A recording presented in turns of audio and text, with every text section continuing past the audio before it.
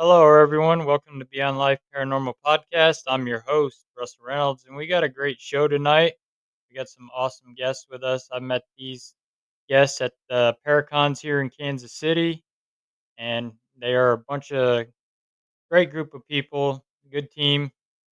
They investigate the paranormal out there just like we do, and they're here to talk to us tonight a little bit about their experiences and how they got started. Without further ado, let's welcome them on. I'm not going to keep them hiding backstage for too long. Let's welcome KAM Paranormal, Devin and Pam. Hey, Russell. Hey, Hey Russell. guys, welcome to the show. Oh, thank you for having us. Oh, you're welcome. How Got have a you been? good. Been busy. I bet. Yeah, Same here. it's been a busy few months since we've seen you for sure. So, Oh yeah, yeah, yeah. for It's like, us too. aren't you supposed to hibernate during winter? I don't think that happens. We don't. I mean, the paranormal stuff does slow down for us, but we're still doing evidence work, going through evidence that we've collected, and Yep, that's pretty much what we've been doing, as well as trying to gear up, nailing down locations for this year as well. So Yeah. I'm very excited that we got some good locations coming up. We got some big ones coming up. awesome. So tell my audience a little bit about yourselves, the ones that aren't familiar with you guys, because I know you guys are kind of like a fairly new team, aren't you? Yeah, you would say that probably in the scope of the paranormal world. So, Devin and I personally, we've started, the public paranormal go into investigations, um, around, the COVID time in 2020. Nothing else to do is about the only thing available to do. Always been interested in it. So, that's kind of how we got, our feet wet into it. But for the team itself, we actually officially formed in 2022. 2022. Yeah. So it was, a group of us, we always kept on seeing each other at the investigations. And so it's like, you know what? Why don't we just do this ourselves kind of deal? So, we can get into locations, learn from each other, and that's really how it got started. So, um, Yeah. So back in 2022, when we were doing all the public investigations, like Pam said, we were coming home because we were driving up to Kansas City and St. Louis to some of the public events, and we're like, man, we really want to get involved with a team and learn and go out and actually learn from others in the field that have been doing this for a lot longer. And develop our techniques. So we tried to do that in Arkansas. We reached out to I don't know how many teams, probably 20 teams, and got turned down. Everybody was like, "No, you don't have enough experience, and you're not what we're looking for." It's like, okay. So then, as Pam said, we're like, we made all these contacts from all these public events. Let's see if there's any interest there. And I think the people that we pulled together kind of had the same experience in the paranormal world. They were getting, they wanted to join teams as well, but they just didn't have that connection or that in. So everybody came together, and that's how KAM was formed. And KAM is an acronym, so it stands for Kansas, Arkansas, Missouri. That's where our original team members were from. So the Kansas City Metro, the St. Louis Metro, and Northwest Arkansas, where we're at. Oh, awesome. Yeah. Yeah, there's a lot of, I find that a lot too. We'll get people that'll talk to us wanting to join us, and they've asked other teams and they've gotten turned down. And it's like, if you're wanting to learn, we're more than happy to teach you.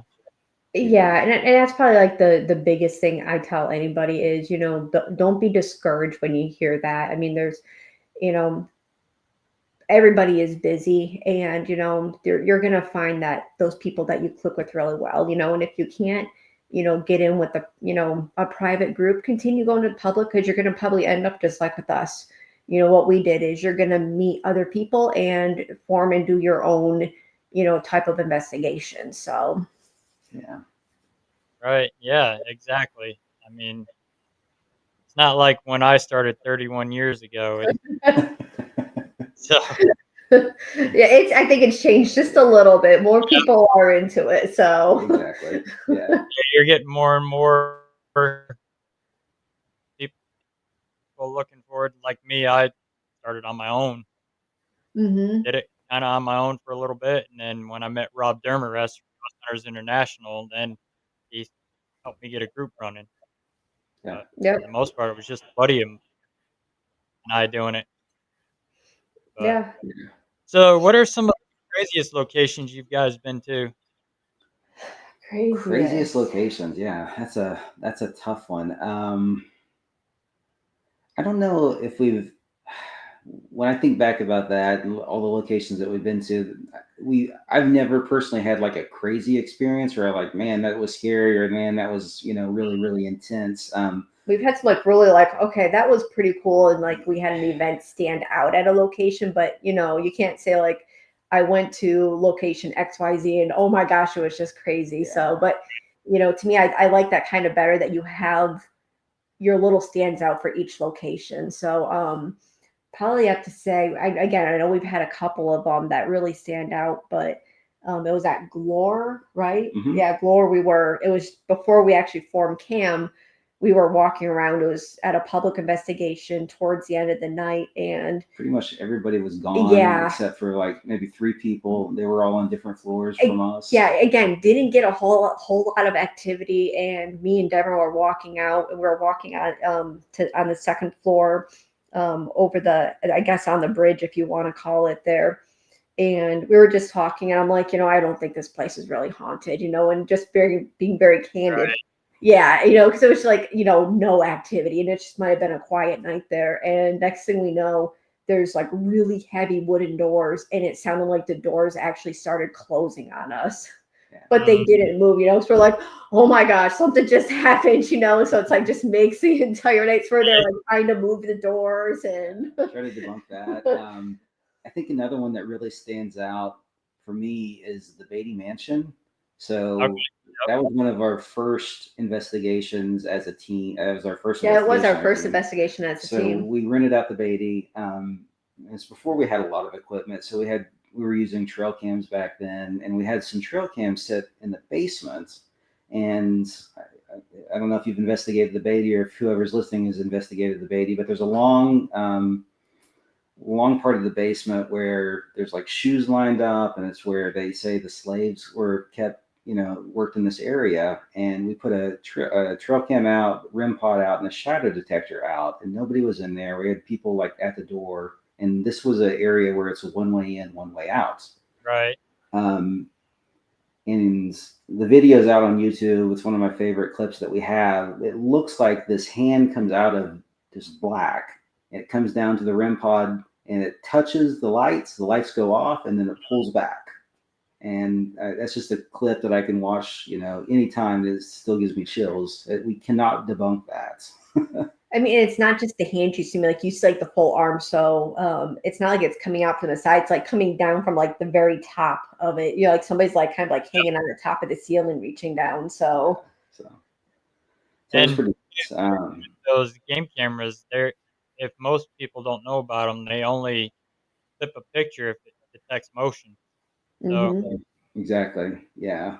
And it has a whole series. So it does, video and the picture, and you could see leading up to that there was nothing, no one walking in, no one walking out, no movement. All of a sudden, this clip just happens, and then you see our people come back in to get the equipment. So it was pretty neat. And then I think another location that's really really active that most people probably have never heard of is the Arkansas Air and Military Museum. Ooh, I like that place. In Fayetteville, Arkansas. It's an old, not an old museum. It's an old hangar that was used in, I guess, for training purposes in World War II. It's on an airfield, and they have a lot of old equipment from different wars. Planes, helicopters, jeeps, all kinds of things. And that place is active. Yeah. So it's not just the airplane, but the hangar, but it's also used to be the local airport as well too. mhm, So they get a lot of activity there that's actually tied to like the pilots who used to fly out of there. So and being still an active airfield right by it, it still does get a lot of activity that kind of just spurs up from it, because they'll have like a bomber weekend, they'll have the big bomber planes come in, so it kind of helps stir stuff up, which is definitely a nice thing. Yeah. right. It's just a really cool Yeah, I museum know. to walk around. one down by Nevada, Missouri that's supposed to be pretty active too. It's an old military base and airfield. Yeah. Do you I had a know it? buddy that was I was there. going to say, is it actually active? Like, have been able to get on and do an investigation there? Yeah, they said they would let you, but you have to have all your security clearance and everything, being it's still an active military base. Yeah. Get Okay. I onto can, the older part. yeah.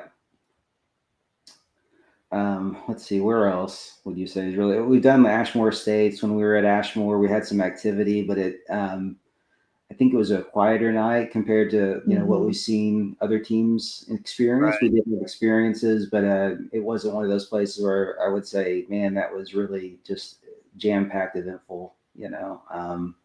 Say November. It was like a 10-hour trip for us. Yeah, Yeah. So in November, two of the members here in Arkansas, Brad and Allie, they surprised us with a trip. They're like, we're going on investigation. Make sure you guys take off. We're not telling you where we're going. So we're like, okay, fun. It's like, do we need to pack? We're going like to the beach, to the mountains, and so we went over to the Harriman Hospital in Harriman, Tennessee, and we got to do that. That place is massive. yeah, We again didn't know where we are going, kind of deal, but we actually got a lot of really good activity there.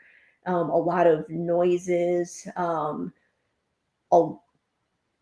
lights. I mean, like our cat balls were going off, equipment was going off. I mean, the place is massive. I definitely one we would go back to, yeah. especially now that we understand the layout, the old hospital compared to the new hospital. We were when we actually broke up to do separate, investigations. Me and Devin went off, and then Brad and Allie went off, and we were, opposite sides of the buildings. We were like on the fourth floor. They're on the first floor in the old hospital. And we were up there doing our thing, and then it's like we heard a bang, and it felt like the building just shook. And they're like, "Oh yeah, that happens." It's like no big deal. It's like, "Oh yeah, it's like the wind blowing," and something like that. But that was really neat when that happened. And then the other thing that happened there was when we were first walking around getting a tour of the Oh place. yeah. This kind of like, it was really cool, but really creepy in a way too. Is we were talking, and we were talking about something, and we were all kind of laughing. And next thing we know is we hear this little girl laughing, like we all audibly heard her laughing. It was like, did you guys hear that? There's like no kids around this area. Yeah, there was 5 people, I guess 6 people in the building with 4 investigators, and the 2 people that had to be on site just for I don't know, liability reasons. They were in their own little office, but they were giving us a tour before, and we were going down the stairwell, and it was like four stories, and we were down on the first floor, and this laugh was coming down, from above us. Right. So, wow. We had a question for you. Greg Casas, did you get over to Old South That Pittsburgh that's on Hospital? our list. We haven't gone there, so it's the same owner that owns Harriman owns Old South Pittsburgh, which is down by, I guess, the Chattanooga area, and we were up in the Smoky Mountain area. So yeah, we want to get down there. We hear it's really good, and the people that were giving us the tour, obviously they work at both, and they said both locations are great. Both locations are a little different, but Harriman it has that creepy feel to it. I mean, very, very, very dark, very, very long hallways that you can't really see down. So yeah, And we actually didn't even get access to the entire building, because there's still areas that they have that they're trying to help get it restored and get it into safety levels where you yeah, can walk down. So there were parts of it that we couldn't even get to yet, so we're hoping as they continue doing it, we can get back there and get into some of those areas, because what they were telling us just from them walking around doing it's really active in those areas. So it's like, can we like pick a lock and try and get in there? yeah. But yeah, I would highly recommend that place. It's like 186,000 square feet. So 4 people investigating it is crazy. So yeah. So Ronnie D, he owns. Yep, Ronnie D. Yeah. My cousin said the Menger Hotel and the Alamo were pretty active spots. So I've been to the Alamo, not on an investigation, but just touring as a tourist, and it's a pretty neat location. I don't know where the Maringer Hotel is at, so Yeah, I'm not sure. I've heard of it, but I can't think of the. I think it's down there where the Alamo is, somewhere in okay, there. Okay. yeah. But I've heard the Alamo is really a hot spot to go to as well, so that would be neat. Not sure how easy it would be to get into since it's Right. federally Hmm. owned. I've got Tombstone on my bucket list. Yeah. So Tombstone, we were actually looking at trying to do a trip out there. It didn't, pan out for this year, but from what I was reading, there's more places out there that are opening up to allowing paranormal groups to come in. So that's nice to see that there's areas that are open to that, idea and whatnot. That's something we run into a struggle here in Northwest Arkansas is a lot of them are like, oh no, we're not haunted. It's like, are you sure we're Yeah, we're not haunted? We never will be. Yeah, we hear that a lot over there, just because people don't really want. They're not as open to it as Missouri or Kansas or any other state. Yeah, right. we're trying to get them. Yeah, we've had a couple of people, since we've started, where we've been able to get into locations where they, like, oh, you need a reference, who we are, and talking with different, people that we've investigated at cities and all that. They're, more open to it and actually allowing, like, okay, yeah, we can let you guys in and see, what kind of happens, and of course, you can review what we find first before we just, put it out there for the world to see. So, because that's definitely something is we want to be very respectful of the locations are, saying you're good with what we have before Right. we just put it out there. Because, Yeah. some of the places, like if it's a museum, they work off of donations. I don't ever want to take away from that. So, Kim Baranski said, "Hey everybody, I just now tuned in. Y'all are from Northwest Arkansas." We we are, are. yeah, So we're by the Bentonville area. So if you're definitely familiar with the area, you're going to know what's there. So yeah. Yep. yeah, we're in Northwest Arkansas. Greg Koss says the Menger is right in the plaza. Okay. Okay, I guess in San Antonio. Okay. Have you guys done Missouri State yet since they opened up the new areas? Yeah, so we've been Yes. there twice. The first time we were there, it was actually in 2021. Yeah, it was right after the tornado. So at that time, the dungeon cells were closed down. So you could still get into what was that, cell block C, I Hmm. think. I don't know. I get the lettering confused, but you can get into the main cell block above the dungeon cells, but you couldn't get down below, I think, right? I think that's what it is, yeah. But this last time that we just went, they had a lot of the open. Some of the older buildings Yeah. they're selling off the land and decaying and ruined. So you can't get to them. You can't get into more for safety reasons. So highly recommend to anybody if Yeah. you're interested in going, go now before more buildings are actually closed off. So, but really, really cool place. Again, one I would go back to, even though we've been there twice. And as much as I would love to do a private, it's just not cost effective to do it. Len Dorman said hello to Northwest Arkansas. He's from Southeast Arkansas. Ah, That's pretty cool. I hear there's a lot of active places down there. exactly. That's one area we'd love to get down to investigate as well. We haven't made it down to the southern part of Arkansas as much as we would like to. There's a lot of historic stuff down there. And Kim said she's just outside of Little Rock. Okay, Nice. we Okay. actually have an investigation lined up in Little Rock around the same time that they're doing the Paracon down there. So, Kim, if you're going to the Paracon, would definitely love to, meet up with you if you're going to be there. Yeah. I think it's the last weekend of October. Yeah. So should be a good event. I know I just had Jenny on the show a couple weekends ago, and she said activity has picked up at the prison Okay. Okay. since they tore Uh, that other building down. okay. That it's a neat location. So the first time we went, we caught some, I guess, REM pod activity in the death row area. That was seemed to be intelligent. We're like, can you make the REM pod beat twice or three times? We did twice first and Mhm. did that. Then we do it three times, and Hmm. it did that. So That was really neat. When we went back, we caught some good EVPs, I think, down in the dungeon area, which was really neat.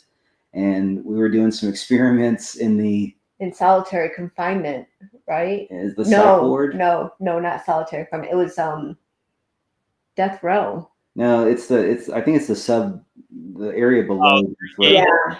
What was it? 3D. Yeah, Mhm. 3D down where they kept the mental patients, I think. Yep, And yep, that's 3D. yeah, Yeah. 3D. So we were down there, and it was like, I don't know, probably midnight or something. And we've seen some really good shadow play. That's all I can say. Oh yeah, we were there last year with the Devil on the Run tour with Nesper and Get Haunted, and we were down in 3D with Next of Kin Paranormal, and we were doing the Human Pendulum. Okay. Okay. We were watching. We were towards the back where the shower is. Yep. We were watching the shadows peeking around the corner at us Yep. because Dom from Next of Kin kept running up there to it, and we were like, "Dom, stay still." Yeah, He was getting excited because he seen it, and I was like, "Dom, stay still. You got a camera pointed at it." exactly. We were experiencing the same thing. I was sitting back in a chair by the showers, and then Pam was, I guess, at the doorway, which is like halfway through, and we were both looking straight ahead and just watching, the shadow play happening all around us. So really neat place. There is a woman that actually hangs down there. We actually captured her on camera. Oh, that's Okay. cool. We asked to take a picture of her with one of the guests, and she showed up in the picture. Oh, And wow. Prisons are always fun to investigate, though. Yeah, and especially that one. Yeah. that one, yeah, and I don't know if you've gone to Kansas State Pen yet. Not yet. We were able to get in. Yeah, so Apex was, got the permission to get in there because it's still an active correctional institution Mm. now. So part of it's sealed, and then the other part of it's still active. And so Apex was able to, strike up a deal with them, a contract, and I think they said they have it till like June, but where they're allowing groups to get in for a public investigation. So we, of course, got tickets for it. We were the part of the first group that went in. So, we knew what little bit of activity that they had, from the times they went in, but really, really good place. Yeah. I mean, we were hearing banging of stuff. And of course, it was a stormy night. We had lightning and all that, so that just helped played into it even more. Yeah, it's I don't normally wish for rain, but when we go out, it's like please let it be a good storm. But really good place to go investigate. They're a fun team to investigate with, anyways. But we went into the different areas. We got up into where Johnny Cash actually played as well too in the auditorium, and we were hearing noises in there, like behind the stage kind of deal. It was like nobody was back there. We saw some shadow play back there as well too. Um, Yeah, it's a good place to check out. I would say anybody in the KC area that wants to do a prison can't make it out to the Missouri State Pen, check out Kansas State Pen because it is worth going out to. Kim Baranski asked, "Whereabouts is that Paracon in Arkansas?" so it's actually in Little Rock. I think it's called the MacArthur Museum, Kim, if I'm not mistaken. But you can search for. I think it's called Arkansas Paranormal Expo, is what they call it, and it will pull up all the information. But it's down by. I think it's pretty close to the river. Yep, MacArthur. That's the one. Yeah, you guys sound like you had the storm like we did when we went to Waverly Hills. Oh yeah. So Waverly, actually, we're getting into it this year. Our team is going over the last weekend of August, so Labor Day weekend. We got into it, so that's really excited. So I'm hoping if you had bad storms then, we have bad storms then too. Kim says it is MacArthur. It's a Yeah. cool Okay. building. Her ex-husband worked there in the 80s. Yeah, and Kim, I think it has a lot of old historical artifacts in it, if I'm not mistaken. So it will be neat to, yeah, MacArthur Military Museum. So just being on site at the Paracon, hopefully we get to snoop around at some of the exhibits. So it'll be neat. Yeah, Waverly, when you guys go, definitely check out the fourth floor surgery room. Okay. Okay. If you got somebody that likes to be a guinea pig on certain things, I I think we suggest have somebody in mind we could, We've got a few. Yeah. I won't name names, Allie or Brad, but suggest doing a little role play, lay on the Yeah. table and have somebody wheel them under the light, play like they're sick, yelling for a doctor. Okay. okay. Yeah. See if you experience the same thing I experienced. Okay. Yeah. I That have would to be definitely try that. that'll be fun. Well, we're looking forward to Waverly just because of It's Yeah, way. I Waverly. mean, Yeah. it's a good place. I mean, when we went the first night, we can only go one night. The first night, the team that invited us, they hardly got anything the first night. Hmm. Second day we came, it was like everybody just wanted to play all of a sudden. We're on okay. the main floor, we're seeing figures, and we had a figure peek around the corner at us. Wow. Seeing a figure looking out door window from the inside when we were outside. Okay. Is there any floor that's particularly more active than others, or is this kind of all Uh, over? it's kind of all over. I mean, like the morgue is a big hot spot. 502, we didn't get nothing up there, Hmm. Okay. Okay. but the fourth floor, even the first floor, doing the spirit box session at the round table, you will get cussed at down there. Okay. Well, we'll definitely try that then. And And what about the body shoot? Did you get anything over there? oh yeah, the body shoot, we went all the way to the bottom and we were taking still shots. And you see this black mass fill up the whole body shoot and kept getting closer and closer down to us. Wow. Okay. And then we hear the iron gate slam up top, and that iron gate is rusted open. It won't move. Okay, can we like go next weekend now? I don't want to wait. Pretty sure it's booked. Yeah. You can take a ball and you throw it from the top down. Mhm. Yeah.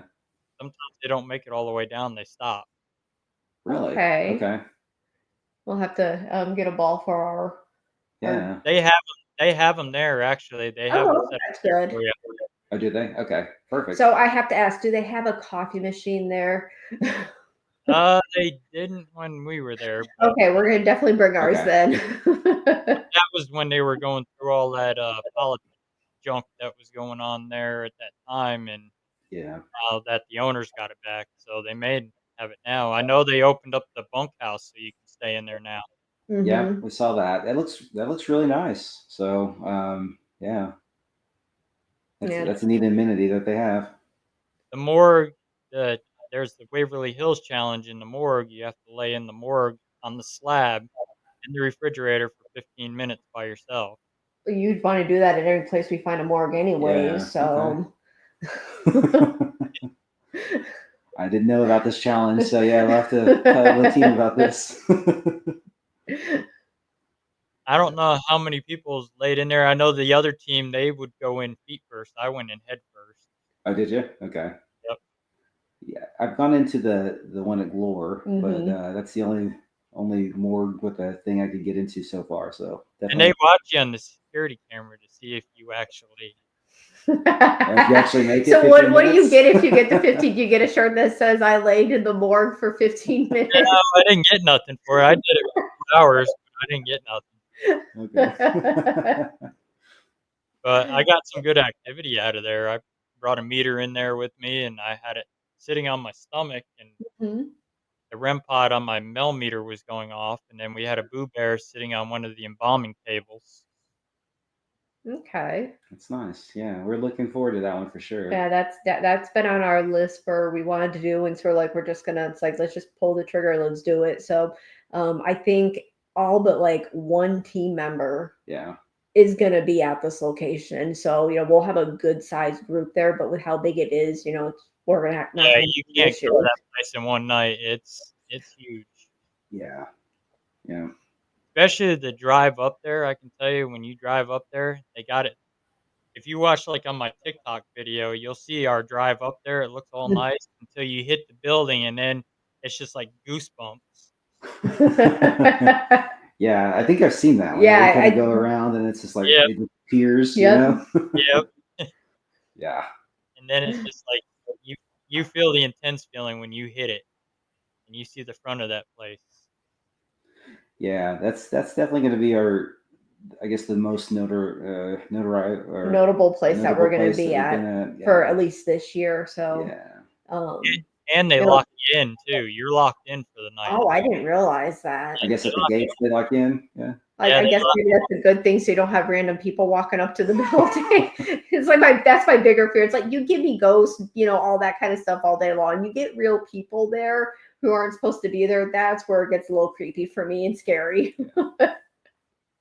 Yeah, they lock the door, so if you need to go outside, they'll let you out, but for the They won't most let you back in. Okay. you're locked you're locked in for the night until 4 AM. Okay. okay. Good to know. Yeah, Yeah. Got a balcony where people can go out and smoke. You got team members that smoke, and you've got a gear room with that actually has power too, right? yep, Okay, Okay. that's good. yep, they got a whole big room that you with tables set up that you can put your equipment on if you need charge stuff or anything like that. Yeah, perfect. Sounds like they've done this a couple of times, so I Yeah, think we'll be safe.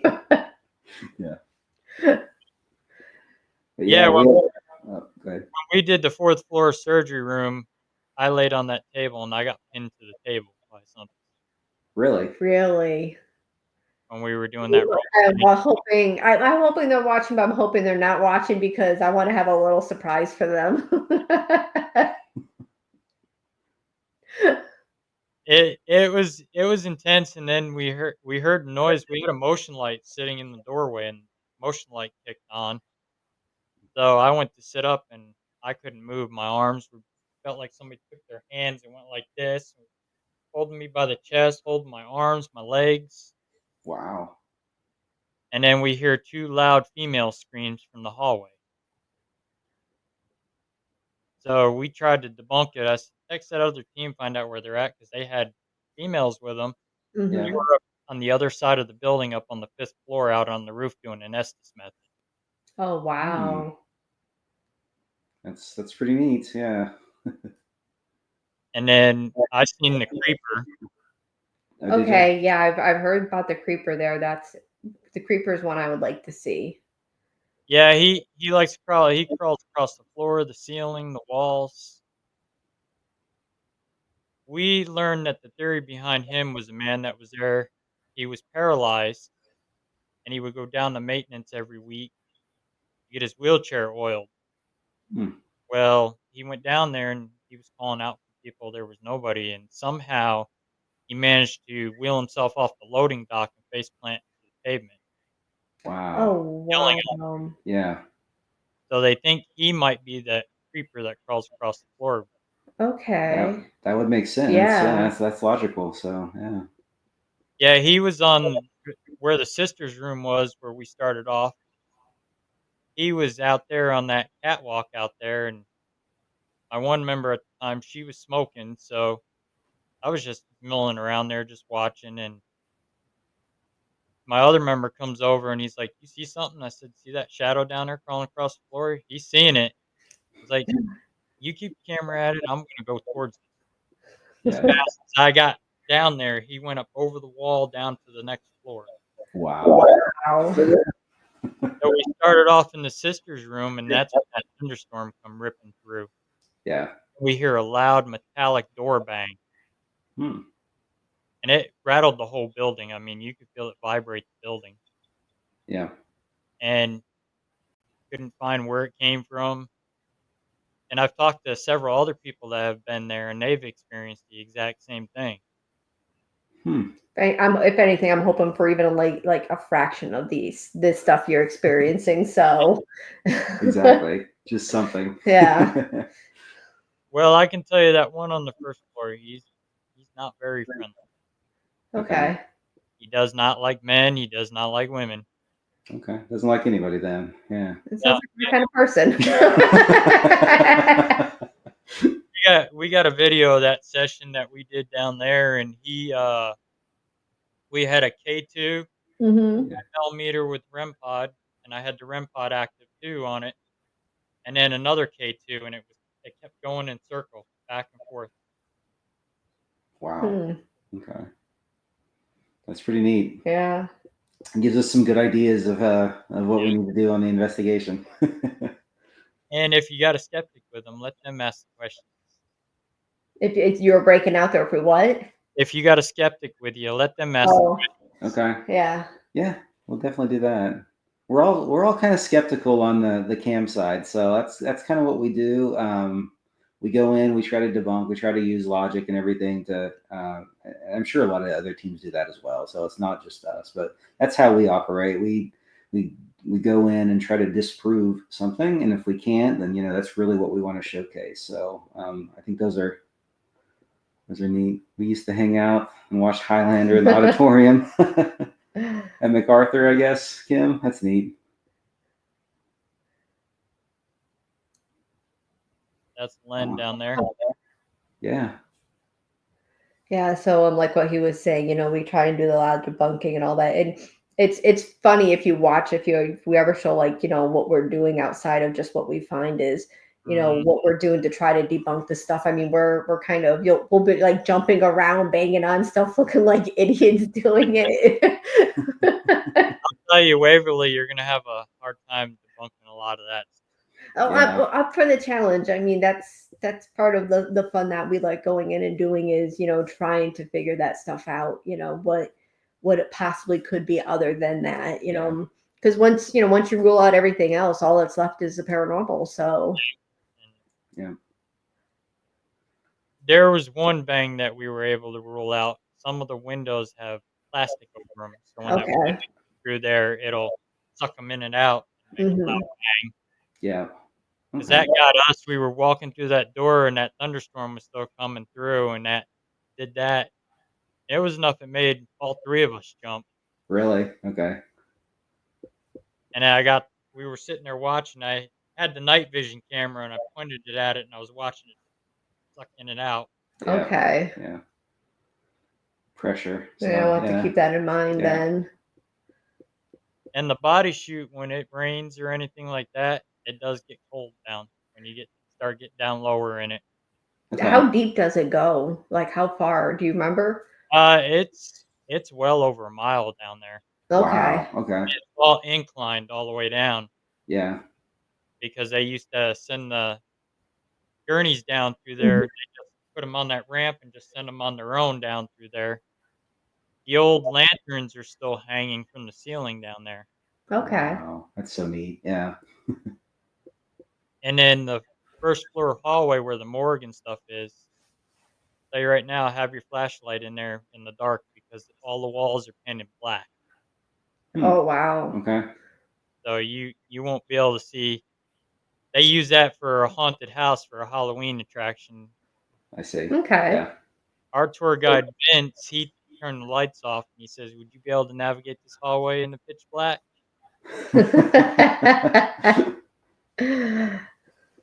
And I know they opened up some other rooms too that weren't open when we were there the last time.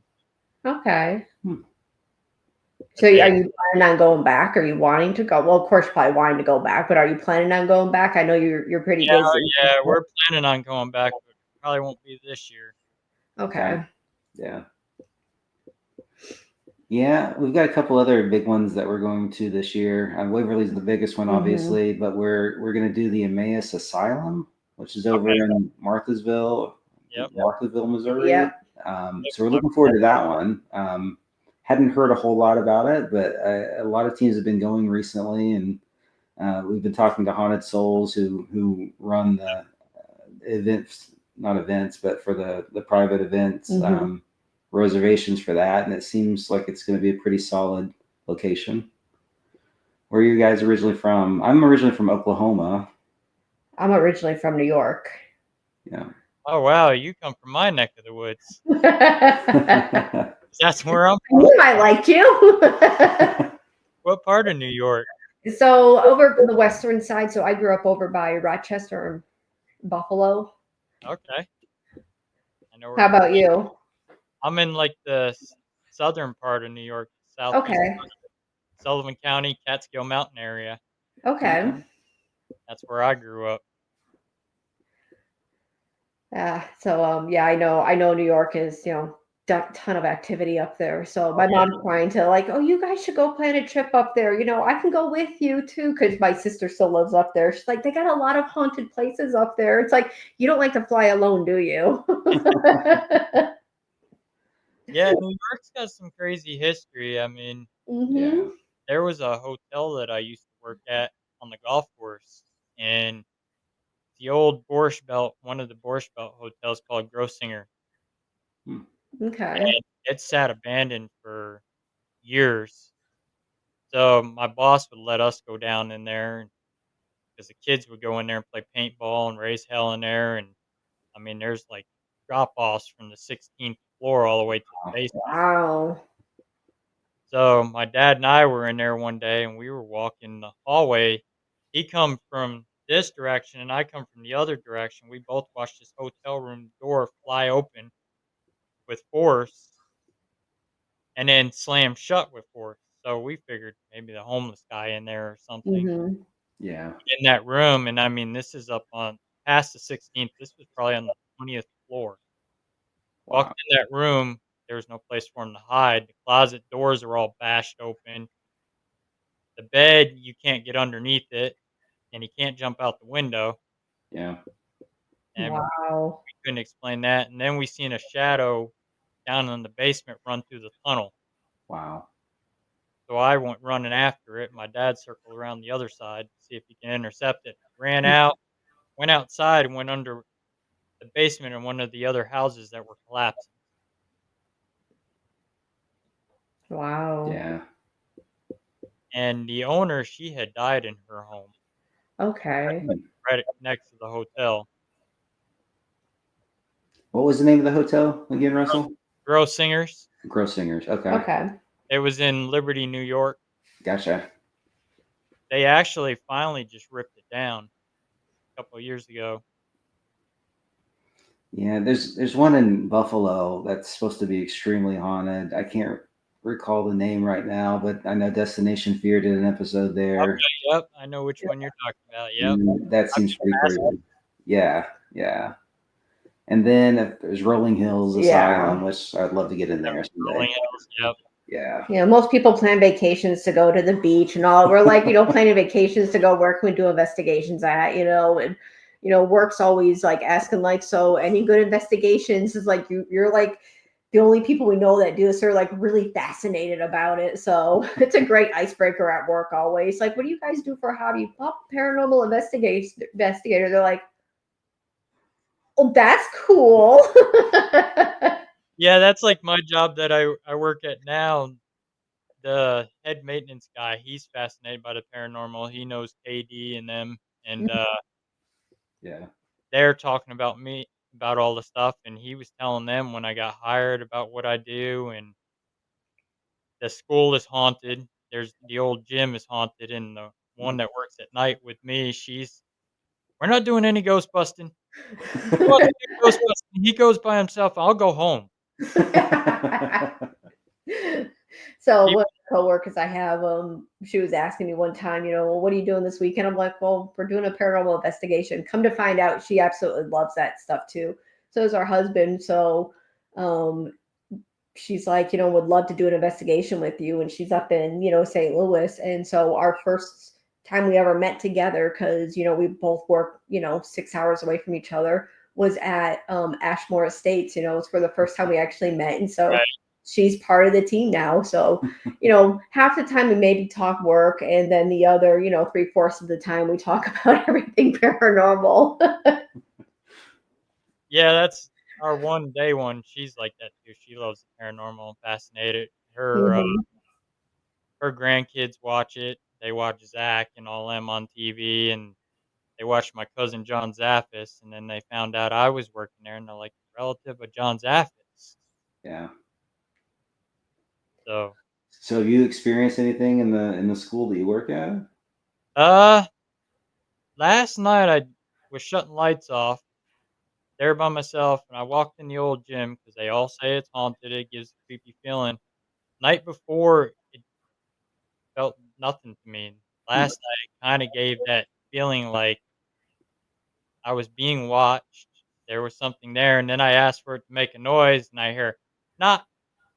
I was like, "You gotta do better than that. I want it loud." And then it did it again, even louder. Okay. Okay, now you confirm that you are here, Yeah. not just hearing the building making noise. But the night before in the new gym, they had these mats on the floor, and they had this band stretched across.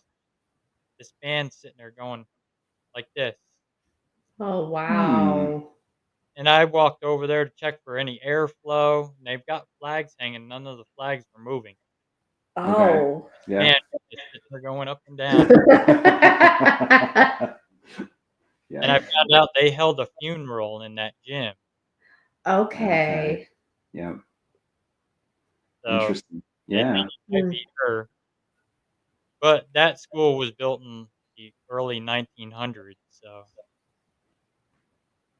I got Okay. looking at some of the old senior photos, and I think the oldest one was 1903. Oh, wow. Wow. Now, the other school that I used to work at, that one's extremely haunted. I was there for like 5 years. The experiences I've got out of there being up there by myself, I mean, I've heard our cooks being mocked, their voices when I'm the only one in the building. I've heard teachers mocked. Mm-hmm. Wow. Okay. We've done 3 investigations of that place, and the south end of the building was built in the '90s. The bathroom back there, we had pulled the door shut all the way and latched it. Yeah. We left, went to dinner, come back, I reviewed footage, and you see fingers like this grabbing from the inside of the door, pulling the door open. Mm-hmm. Wow. Okay. And my dad had watched a figure in the kitchen where we had our DVR set up move in front of the stove and started messing with the spoons and the pots, moving them around. And then he saw one on the 3rd floor. We were sitting in the hallway doing an EVP session, and he watched a figure standing over the top of me in the camera. Wow. Okay. Yeah. Sounds like a Uh, pretty active place. Yeah. Yeah. yeah, it is, and then sometimes it'll be quiet there. Yeah. Mm-hmm. Have you all investigated the Crescent Oh, Crescent Hotel yet? Hotel, Eureka Springs. That's what Yeah. it's famous for. Yeah. So we've been to the Crescent. We've done investigations there. Really fascinating history of the place. If you don't know the history of it, it used to be, a place where, it's changed hand over who did what, but the real main history is I think it's Dr. Baker, had the cure for cancer back then. So, lots of people coming in and, they never really saw anybody leave because they got better. So they weren't actually getting better. They were dying. And, he was doing all types of experiments on them. They have a body chute that they were bringing them out, and there's actually catacombs under the city of Eureka Springs where like they brought the bodies through, ashes were down in there. But yeah, the Crescent's, definitely a really neat place to go in and do investigations for. Interesting fact, he didn't get arrested because of what he was doing at the hospital. He got arrested because of mail fraud, Yeah. of all things. So if you're listening, don't get it messing with the government and mail fraud. Right. But yeah, Eureka Springs with the Crescent, been there. Crystal captures paranormal. She does a lot out there at the Yeah. Crescent. She's a local paranormal Mhm. team that we have We team investigated up with, but Yeah. she absolutely loves the Crescent. Been out there a couple of times, and even not just the Crescent, but there's the Basin Hotel there as well too. That's in downtown Eureka Springs, right over the springs and all that kind of stuff. That's really active too. So, it's not all just the Crescent. There's other places there as well. Yeah, and Basin's owned by the same. They're Mhm. owned by the same company that owns the Crescent. Both of them, I think, are probably pretty haunted. Yep. And then I know they're also asking about the Pea Ridge battlefield. we've done the drive, and it's near a pretty busy street, so it's hard to sometimes, you know, say what's car noise, what's something else compared Yeah. to, and also you have hunting season that goes on, so you'll hear gun noises anyways. But for an actual investigation, we haven't been able to get out there yet because being federal lands and all that's a little bit tougher to get on and Yeah. do. They have some rules. It's on our list to get out there. We'd love to get out and investigate a battlefield, and Pea Ridge is right there. Hmm. So we'll eventually get it once we get cleared to do it. That's some of the Missouri battlefields are the same way because they're state parks. Yep. Yeah. They will let you investigate them at night, but you have to actually pay to keep a ranger on all night. And Yeah. that's how this is as well. So this one's a national Hmm. national park, not a national park. It's a national site, I think, is what it Yeah. is. So you've got to fill out an application. They said you may or may not hear back, Right. depending on what they say. Yep. And then once you do get approved, then you have to pay to have the ranger there on site with you as well. And they So make some pretty good money from what we're understanding of being paid to stay Oh, on yeah. site. Oh, yeah, they do. Yeah. 'Cause we've been to the ones in Lexington and we've been to the ones in Springfield, Okay. and there's some pretty active battlefields out there. yeah, I mean, yeah, we have, Civil War was fought down here too, some pretty big battles. But I mean, yeah, we got a lot of battlefields near us in, Northwest Arkansas. And, some of them you can go on, but a lot of them, it's like when it hits a certain time, it's like they don't allow anybody on site no matter what. So, um, you know, they always do reenactments, and, we try and go to the stuff during the day if possible because, it's activity just doesn't happen at night. Contrary to everybody believes, activity just doesn't happen at night. Yep. It'll happen during the day too. I mean, especially Yeah. Gettysburg, Yep. yeah, good example. I mean, you'll hear cannons going off in the middle of the day and see Hmm. smoke rolling up over trees. yeah. But I mean, yeah, the battlefields are a little bit tougher to get on, but they're always on the list because they're kind of right in the backyard for us. and even Gettysburg, they won't allow you on there at night. There's people that do sneak on there at night. Yeah. But I was told by somebody out there that if they catch you with paranormal equipment out there, they'll confiscate it. I've heard I, that. I I've I could heard, believe yeah. that. So we went when we were over at Harriman Hospital. We stopped over at Brushy Mountain, State Pen to go check out that. And as soon as you walk in, there's a big sign you can't miss it. It says, "If you have paranormal equipment, you better leave it in the car because if we catch you, you are going to get thrown out." Yeah. So So, But I had my equipment out there and we didn't get in trouble with it. that's We were good. just walking around with meters and stuff like mhm. that, spirit box, and Yeah. because we had a group of ladies stop us, they knew what we were up to, and saw us taking equipment out of the car, and they flagged us down. They sat and waited till we got done. We come back out, and they were like, "Capture anything out there?" Like, "Yeah, we got a few Yeah. going on out there." Yeah.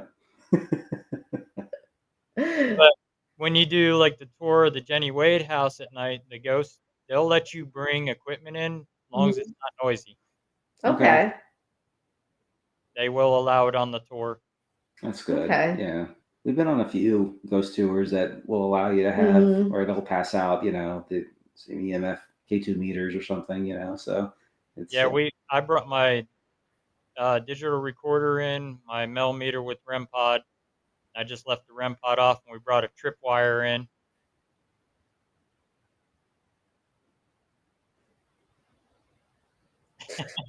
You always give me static, but yeah, they let us bring that stuff in, and yeah. it's an awesome place, especially the orphanage. It's active, and when we were sitting in the lobby, and our tour guide was talking about the history and the nasty woman that ran the orphanage. Hmm. We had a tripwire sitting in the other room. Every time she would mention her, that tripwire would go nuts. Oh wow. Really? That's neat. Yeah. And they'll bring you down in the basement and let you go in where they kept the kids in the hole. Hmm. Yeah. you can actually climb in there, and she'll let you feel what it feels like when them kids were in there with the lights off. Oh my Wow. gosh. Okay. That's terrible. Yeah. It does smell in there. You can still smell, like, the urine and everything in there from the Yeah. kids. I would probably think even as an adult, if I was shut down in there, I'd probably do the same thing. But we had a lady come out of there, and she was kinda overwhelmed, and we had to actually do some work with her, Okay. Hmm. and we warned them if something happens, we're here to help, Yeah. so So, Russell, question for you. Have you ever gone to Yorktown Hospital down by San Antonio? Or it's not. no, I've never been there. It's on my list of places to go. I hear it's pretty an active place. Yeah, we've heard the same thing. So that's on our place, and it's supposed to be kind of a dark activity down there. Is Hmm. what I've, Yep. I've heard from multiple I people. know the old school I worked at, the juniors were planning their senior trip, and they wanted to go to Yorktown. They were talking to me about it because they wanna do a paranormal thing. Oh, It was like, "Yorktown's not gonna let you guys in because that's a lot darker. right. Yeah. You gotta be 21 or older to get into there." Yeah, that would be a bad You're one to start with. I said, "You're better off if you wanna do one, maybe like Waverly will let you guys in." Hmm. Yeah. But I said, "They're not gonna let you into Yorktown." Okay. So, but Interesting. yeah, it's definitely on the list of places to check out. Yeah. Yeah, I think we're gonna try and push for that one next year. So you only really have one big one every year. So Yeah, keep us in mind, let us know, and yeah. we're not booked up. Yeah, definitely. Yeah, it'd probably be good to have somebody with your experience there, just because if it is dark. Yeah. Yeah, Yeah, you don't wanna come up against something dark if you don't know what you're doing. exactly. Yeah, that Yeah, that could be a very bad experience. So definitely. Main thing is protection. Right. hmm. Make sure you're protected before you Yeah, go in. absolutely. A lot of people don't do that, and then they wonder why they bring something home with them. Yeah. Although I always say I'm a very boring person, so nothing's gonna want to come home with me. So Differ on that, you can be the most boring person. If you want to do it, it's gonna go with you.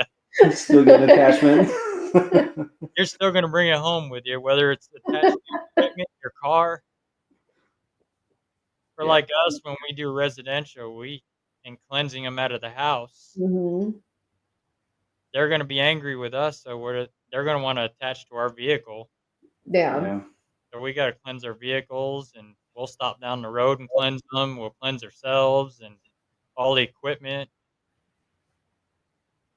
I mean, definitely always, best to play it safe. exactly. Yep. Yeah, I mean, the dark stuff is very rare, but you do run into it on occasion. Yeah, like Greg says, like peanut butter and jelly. exactly. Yeah, That's a good way of putting it too. yeah. He just got back from Trans-Allegheny. Oh wow, Oh, Greg. jealous. I'd love to hear about that, Greg. That's definitely high on our list. My family's gonna be at West Virginia State Penitentiary coming Yeah. up. Okay. Is it Mound Town? Is that what they call it? Yeah, Moundsville? yeah, Moundsville? Moundsville, yep. Yeah. Annabelle's gonna be out there with them, and some of the bunch of other artifacts of the museum's gonna be there with them. Wow. That Wow. would be a neat time to go then. Oh yeah, it's gonna kick up activity for sure, Yeah. especially with Annabelle there. Hmm. Yep. Have you guys actually ever seen Annabelle in person? Have not yet. No. Now that one we've seen Robert the Doll. That's the closest we've been. We've been up to Key West, but we haven't made it up to the north to see Annabelle. When they do the Warrens Paracon again, you guys need to go and Yeah. Okay. Yeah. experience that museum. That museum is intense. Is it? Okay. Hmm. We'll keep an eye out for that one. Yeah. They Yeah. brought a few of them this last summer. They brought a few of them out to Missouri State. They brought the Shadow Doll, which is Hmm. Mhm. the other most dangerous. The Fire Doll. They brought The Conjuring 3, The Devil Made Me Do It case, Mhm. they Yeah. brought the actual item that possessed that little boy. Oh, Oh. wow. Okay. The movie made it look like a witch totem. It wasn't a witch totem. It was an actual toy dinosaur Hmm. that walks across the floor and supposed to roar like a dinosaur. Well, as it Mhm. didn't roar, it said, "You're all gonna die." Wow. Wow. Yeah. Yep. It's very We'll true. get active. Yeah. Hospital in College Hill. Yeah. Mhm. But yeah, Annabelle is, especially don't stare her in the eyes, 'cause you will connect to her telepathically. Yeah. Okay. That's like telling somebody, don't go push this button. What are you gonna do now? You're gonna go push the button. Yeah, you don't want to. You'll see Annabelle when you go to sleep, Okay. and she's Yeah. already hurt somebody. She hurt a priest years ago. Hmm. Back in when Ed and Lorraine brought her home, they didn't have her locked in a case yet. Hmm.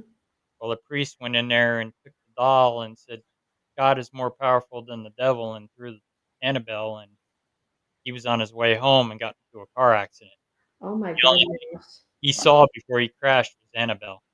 Really. Hmm. Wow. We've got some dolls in the Warrens Occult Museum also.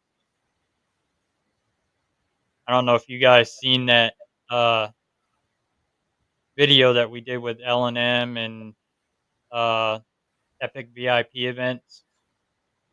Last September, we did an Estes method with one of the haunted dolls that we picked up. Okay. Oh, okay. I don't think I've seen that one. Yeah. No, not yet. A lot Yeah, of if that. you go on L&M Paranormal's YouTube, it's on there. Okay. Yeah. You can find the copies on my page as well too. Okay. And Bella Luna, she filmed the version of it too when the room went dark. Hmm. Hmm. Interesting. You said Mike and Sam were there to do the Yep, Estes method as well. yep. Yeah. Yeah, Yeah. Sam and Leah were both under the Estes, Okay. Okay. and we were all asking questions. Yeah. I'll have to definitely go check that one out. Yeah. We've seen her in action, so she's pretty impressive. Hmm. Yeah, she's good at what she does. Sam is too. Yeah. Well, Sam. Yeah, we're Yeah. talking about Sam. Yeah. Leah is too. She's good at what she does too as well with the Estes. Yeah. Hmm. They were actually saying the exact same conversation. Really. Wow. Wow. They're in double S's, so Yeah.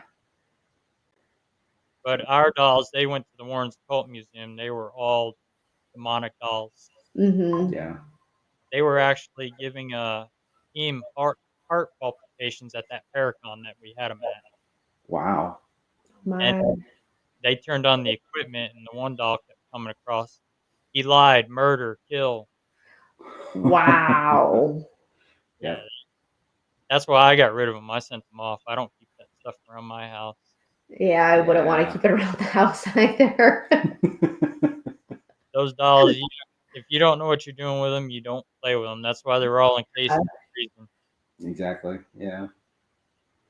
And we got a haunted mask in John Zaffis' museum that we got from the haunted movie theater that we do. Hmm. Yeah. The owner had found it between her safe and the wall, It's a strange place. and she had the cops called and the fire department called to her house because they seen something that looked like her house was on fire. They seen this gray cloud just rolling up out of the roof. Hmm. Okay. They get there, there's no fire. Wow. Did she have the max there? Is that why? Yep. Oh, Wow. okay. And she was laying in bed taking a nap, woke up to something trying to crawl into her mouth. Wow. Ugh. And No, thanks. I'm gonna like not sleep tonight. So I'm she gonna be thinking about she could that. actually see it, like see yeah, it. she saw it. She woke up to it. Wow. Like, was she like? I guess like she had to like felt something then to like make her wake up. Yeah, she did. And then the grandchild seen someone look like grandma going out the front door while grandma was still laying in bed. Oh my. Oof. Yeah, Greg wants me to tell you about his show. He does a show every Wednesday night if you want to see live Estes method. Okay. Yeah. Yeah, definitely. They do a live Estes method with people from different states. Wow. Okay. Yeah, we'll have to tune into that, Greg. Sometimes we like to try experiments like that on our investigation. So if you're ever open to anything like that, doing a remote Estes method, Yeah, they do a double Estes. double Estes. Me, Okay. him, and another one will go on, and then they'll do it for like 15 minutes. Yeah. Take a break, recap what they picked up, and then Hmm. another two will go under. Wow. Wow. Okay. Yeah, we'll tune in. Yeah, it's a pretty awesome show what they do. My name's gotten called a few times on their show. Has it? Yeah. They're in Estes. You got fans. What can you Exactly. say? Yeah. Oh, because KD even he was doing a session. He's got a new method that works with the AI Hmm. the type that he hooks the spirit box into, and it typed out my full name. Wow. That's pretty neat. That is. Yeah. He Hmm. calls it the Knox method. That's his new method. Knots method? Knox. Oh, okay. It was It was $20. 20. What was the What app? was $20, Greg? Who knows with Greg? Okay. But yeah, the haunted movie theater we do, it was actually on an episode of Dead Files. Okay. We're the only team since Dead Files to actually go in there. I don't know if you ever seen the episode called Madhouse. I don't think so. We'll have to look that one up. Yeah, we haven't actually watched that show yet, so we'll have to, put it on. We're always looking for new things to watch, so that'll be our next one. We're going to start watching like crazy. It was $20. Mention your name.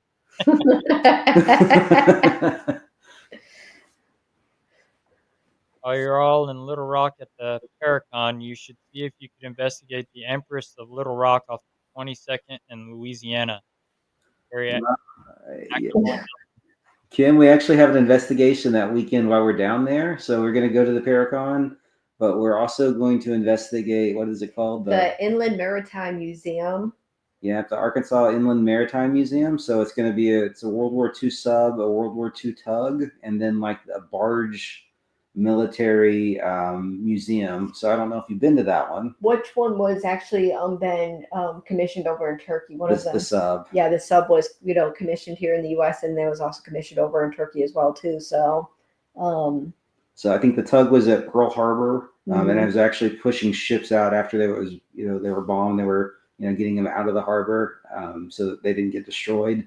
And then the sub was at Japan when Japan surrendered in World War II. So it bookends of the entire war. So we're going to be doing that one at though she's been there, and doing that one while we're at the Paracon. Oh, nice. Yeah. Yeah, we're gonna be doing one with KAM Paranormal in September, right down the road from right after the Paracon. They invited us on an investigation with them. It's like 20 minutes down the road. Is it the Brown Museum or Brown House? Is that what it's called? It's one of the ones that hardly ever investigated. Oh, those are the best ones. Yeah, those are the ones that nobody knows about. Yep, and they invited us. I was like, yeah, count us in. Yeah, we've got a couple of those that we're trying to get on the books planned. We're still trying to get the approvals to get in. Yeah, that's the hard part is like waiting to get in to get permission, especially with even some of like the abandoned locations because the Hmm. kids have went in there and trashed them and Yeah, ruins it for the rest of us. Yeah, we actually had that at a location we had scheduled, and group came in and they did some not nice things, and after that they said any and all investigations are canceled and nobody can get any more. So we're still in contact with them, hoping they can allow it, change their mind. But yeah, that's a lot of the hard part is trying finding locations, finding the owners of the locations, and then I don't want to say like, be a thorn in their side, but really being a thorn in their side and, hey, have you made a decision? Right. Hey, you haven't made a decision, but without being too much of a pest. Eventually, you wear them down to where they either tell you to go away or else they're like, "Fine, just come in just to shut you up." Right. Yeah, we're working on one in upstate New York is the same way. We're having to go through the Department of Corrections up there because they still own the building, and Mhm. Yeah. right now they've got a big prison strike going on with prison guards, so Yeah, we have two locations that we're working with to see if they will allow us in. One in Arkansas, another one in Missouri. So it's just a matter of talking with them and saying, okay, would you be willing? Here's our information. We can give you references and Yeah. right. yeah, Yeah. doing all the follow ups. Yeah. We've noticed too a lot of places want you to have insurance too. They want you to have team insurance.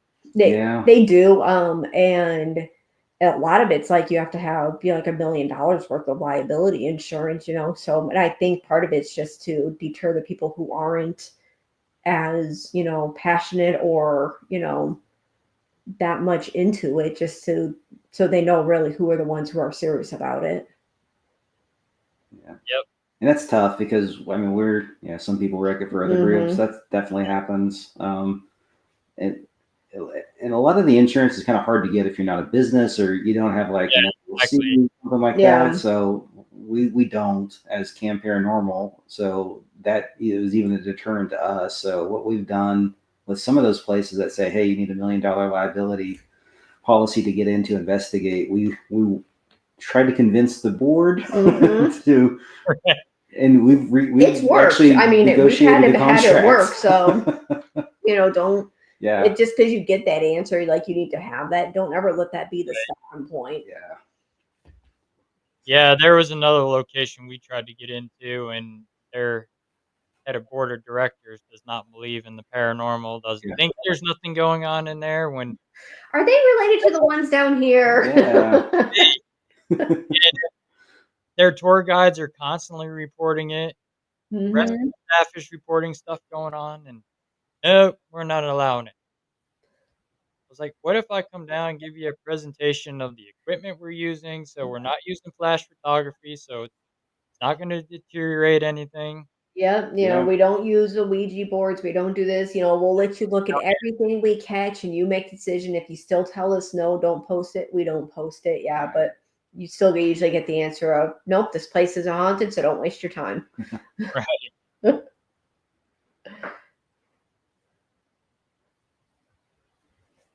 Just talk about how you need, yep. Yeah. Yeah, you do. I mean, with all these locations now and liabilities and people getting, Hmm. especially if you're bringing people in and getting hurt, and Yep. Yeah.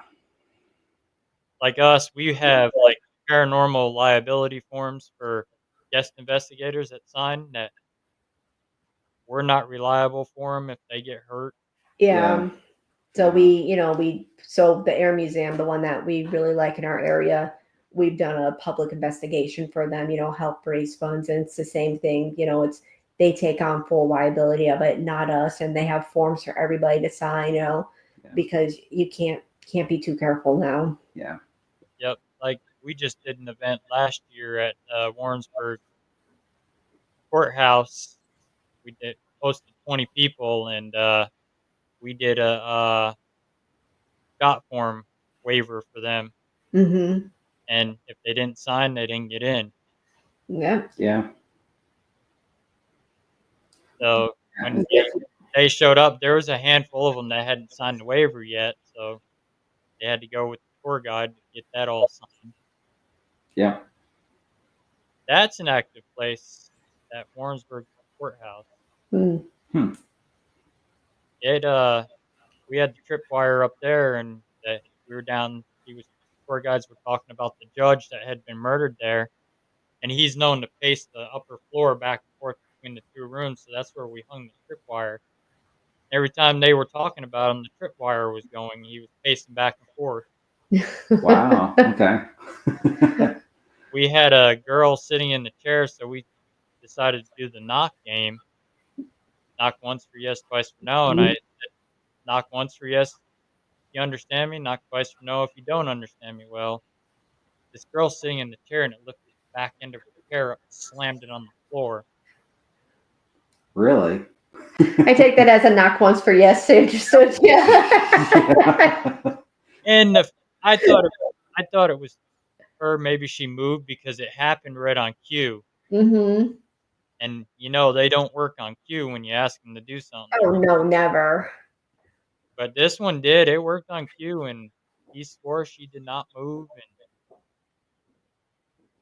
we were doing an Estes method in the library museum part, Yeah. and they were doing an Estes method at the same time in the courthouse, and they were both coinciding, saying the exact same thing. Wow. The tour So guide running back and forth, listening to it, and they were when we took a break to recap, they were like, "Those Estes were saying the exact same thing." I can't say location. The place that we went to, they don't want their name to be known or anything, but it's a local area.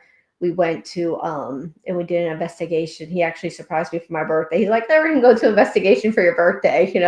And so we went to this location and we had REM pods set out, and all REM pods were going, and they were like spread out, were going off at the same time, and then they all stop at the same time.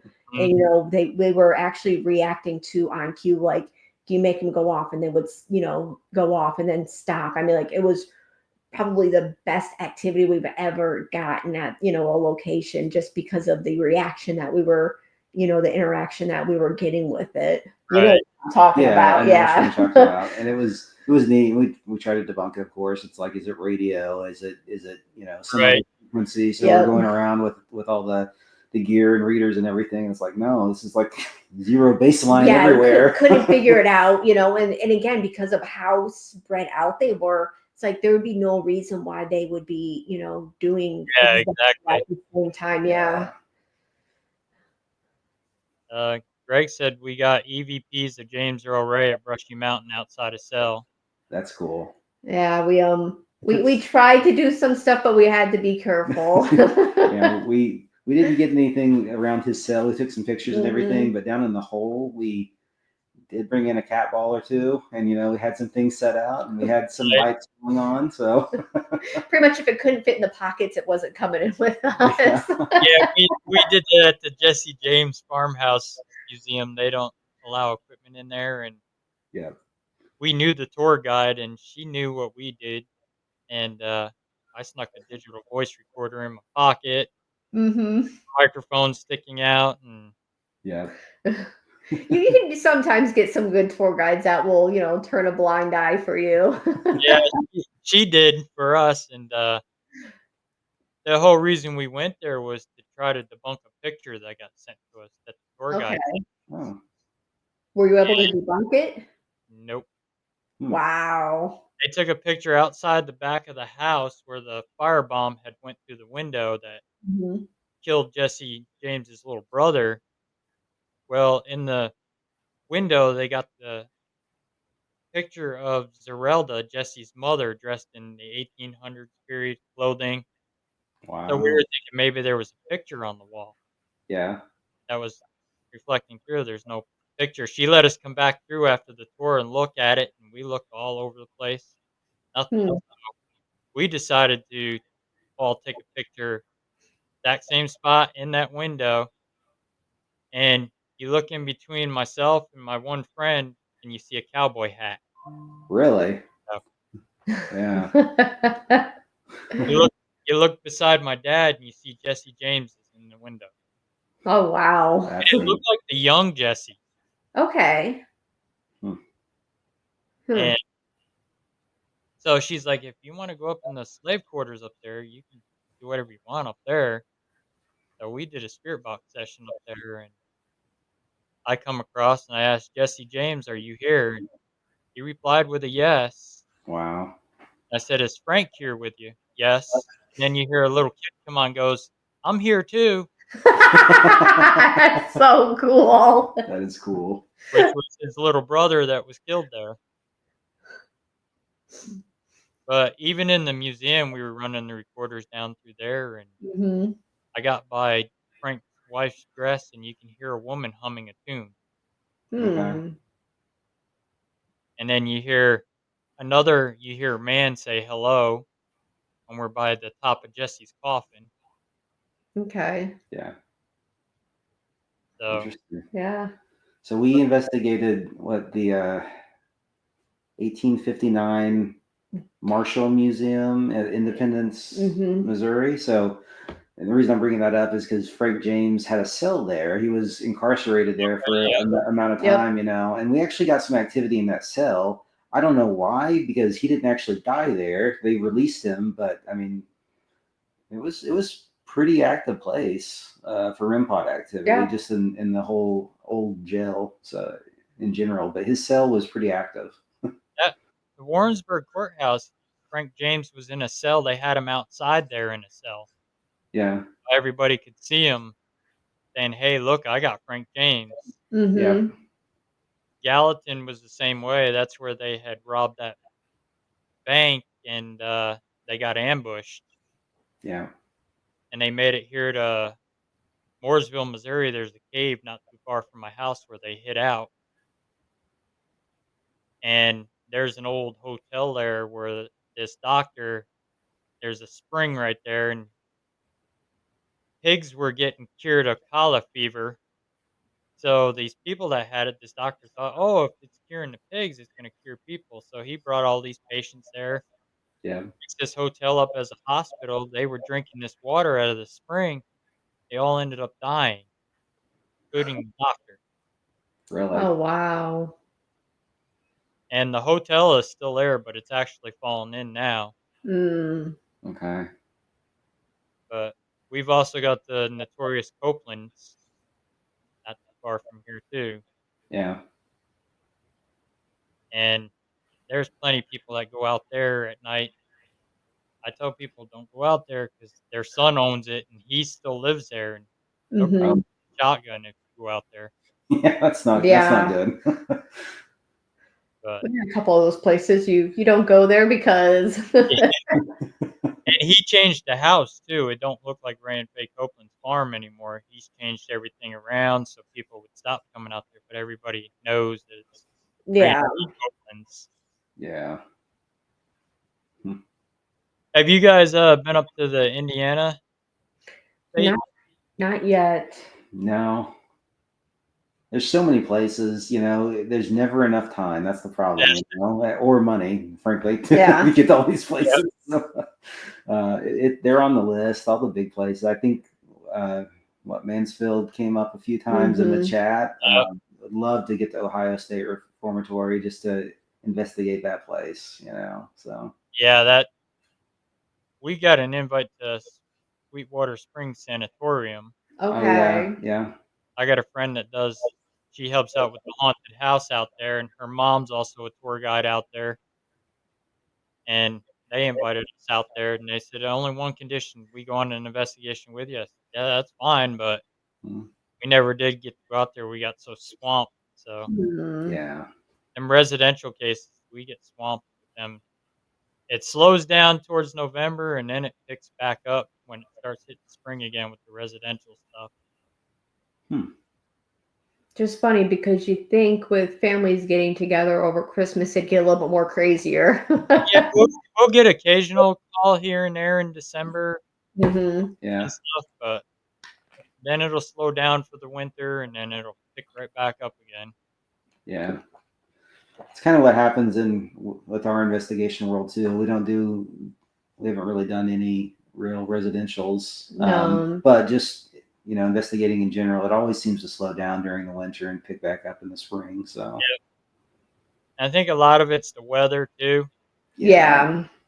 I mean, it's just sometimes a lot of the places you go to, they don't have, it's not climate controlled, but it's not, you can dress in layers. That's no big deal. But it's more of the safety of getting people to get there with the weather, how bad roads are. It's like, I don't want you guys becoming a ghost trying to get to an investigation. right. Or can Right. you make sure it's really haunted for us when we go there? Yeah, I know that feeling. We did one house in January, and she had no heat in there, Oof. and I mean, we froze. Yeah, We were filming that night too. We were trying to film a trailer, and we're doing interviews and trying to do the interviews. We're sitting there shivering, and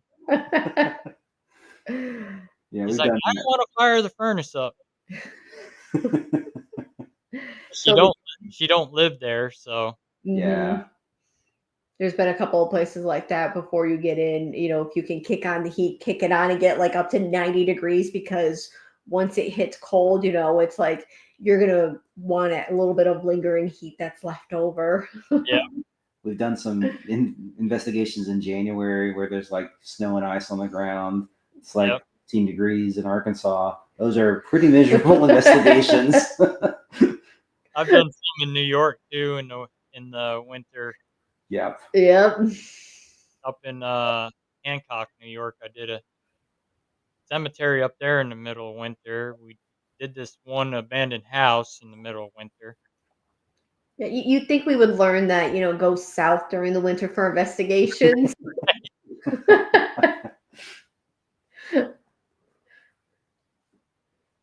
And where do you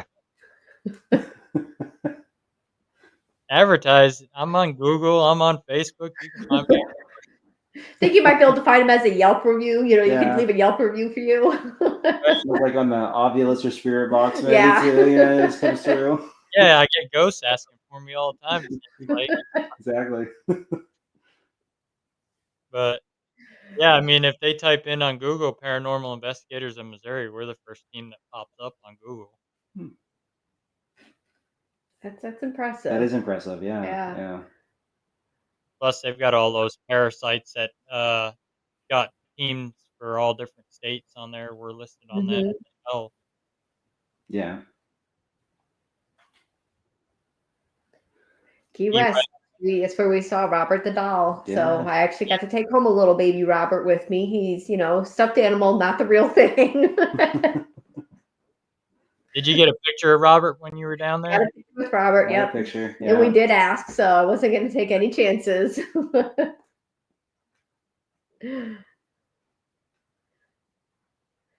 So Oh, how we yeah, got yeah, yeah. started, we'll give you the cliff notes. Nancy is started in 2020 with the public investigations and kept on seeing the same people at them. So met up in 2022 at, we're just like, hey, let's get together, do a private, and from there, um, you know, really started doing that because couldn't find other groups to team up with because they were just, max out for people, didn't have enough experience. So that's how we got started.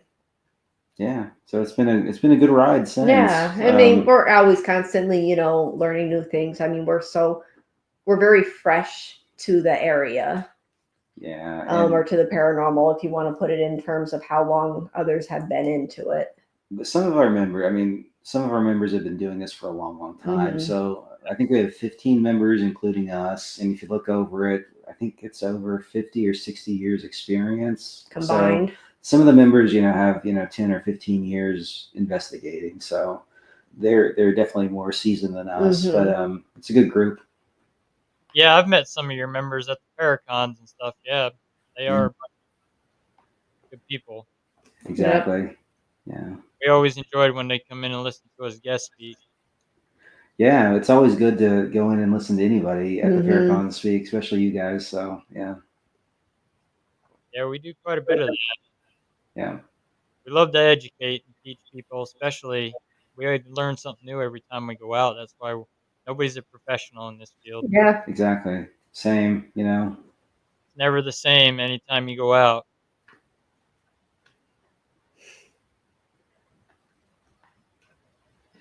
It's like one day someone walked in my room and screamed at no, not like that. Yeah. Now, Nancy, you're looking me up on Yelp. I expect a good review. 5 stars. Exactly.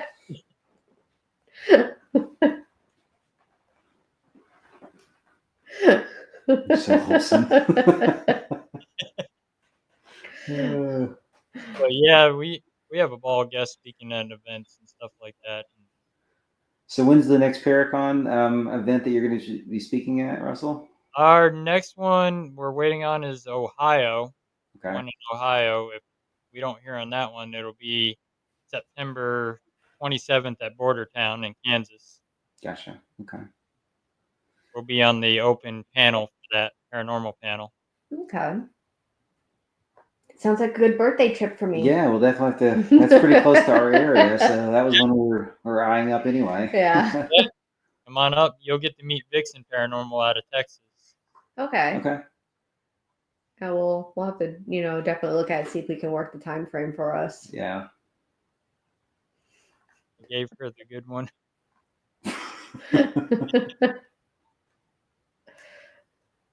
Yeah, it's just way too damn cold up there. I used to live up there. It's way too damn cold.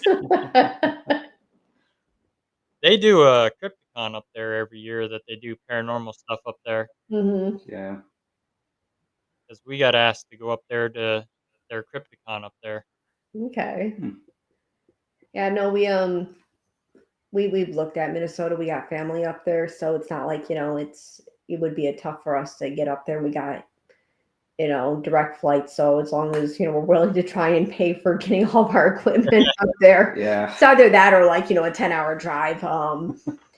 We've looked at locations in Minnesota, and I mean there's good locations, Wisconsin, Yeah. all that, Michigan. So it's just a matter of finding the time to get them planned and doing it. I mean, because we're willing to make the trip for, that long one, but a lot of the team, they just can't because other obligations, kids, stuff like that. We got the kid in the back here that we have to worry about. Um, but no, so I mean we definitely we have no problem doing those longer distant ones. We're always open to, different areas of where to go to. Yeah, Nancy, if you've got suggestions for Minnesota, send them through. We'd love to, put them on our lists for the future. I know that we're kind of eyeing up Eloise next year in Mhm. Michigan, so we're trying to do more, outside of our small area here. I mean, we went out to Tennessee last year, but we're trying to get to more places now. How So long of a drive was that for you guys there About to Tennessee? 9-10 hours. 10 hours, yeah, Yeah. I mean, Okay, it's not terrible, but it's not a fun drive by any means. yeah. to It go was to nice by drive. Bristol, Tennessee, it's about 10 to 14 hours for us. Gettysburg was 14 hours. That turned hmm into 21 hours because we were going about the same time that hurricane was coming up. Oh yeah, Ah. yeah, And when we hit those mountains of Pennsylvania, it was just nothing but fog. hmm yeah. Yeah, I mean, living where we live, in the central United States, whether down here or Kansas City, it's not bad for like travel, but it's still a long time to travel. Yeah. So it'll be about a 14-hour drive for us when we go to Gettysburg in July. Yeah, I think I've, mapped it out here and it's close to probably about a 18 to 20-hour drive for us. Okay. Yeah, like Okay. Superior. Yep. Great Duluth as well. Yeah, my sister lives. She said we have family up there, so yeah, we'll have to check that out in the future. hmm I would love to get the Sheboygan Asylum over in Wisconsin. I think that Yeah, one's supposed to be pretty hopping, pretty haunted. there's supposed to be a good place over in Seattle, Washington, too. That's a pretty active place. Amanda Quill from Cold Spotters is planning a Cold Spotters Paracon there, and Okay. for all the Cold Spotters teams. So we'll be out there at that one whenever she gets that figured out. Yeah, I would love to get to Portland too and go into the tunnels Oh underground. yeah, Yeah. Yeah, those are supposed to be extremely active. So many things on the list. Yeah. have you guys done the caves in Paid Missouri? more. What was that, Russell? Have you guys done the caves here in Missouri? So we haven't done we've done a cave, but we haven't done any in Missouri. Caves are definitely an interesting, Yeah. place because especially when you start getting activity where you're like, you shouldn't be getting this, you know. Caves are a fun one. They're different. Yep. Old Seattle, yep. Yeah. Yeah, I know KD does them quite a bit. That's where he tests his equipment out is in caves. So when you're getting spirit box, Yeah. Exactly. Yeah. you shouldn't be getting anything like that down there because you shouldn't be able to get any type of signal. Yeah. Yep. Yep. The one that we did for a true investigation, we were getting some interesting stuff Yeah. down there. So yeah.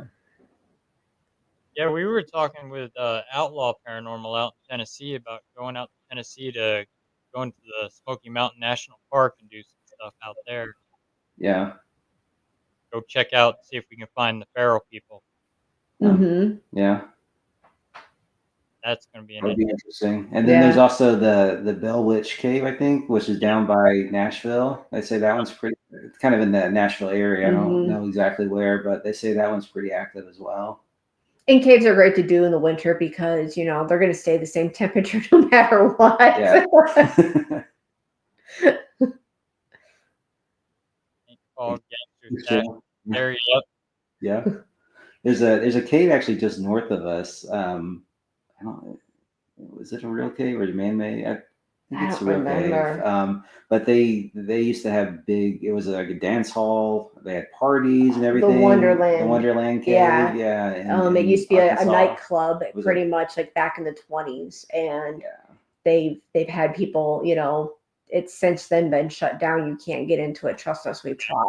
But it's one of those that I know people would love to get in and do an investigation, and just because of the amount of people that were in there having fun and activities, there's no reported deaths or anything like that, but just during Prohibition they were in there drinking and that kind of stuff. So Lots of history, lots of energy, I'm sure.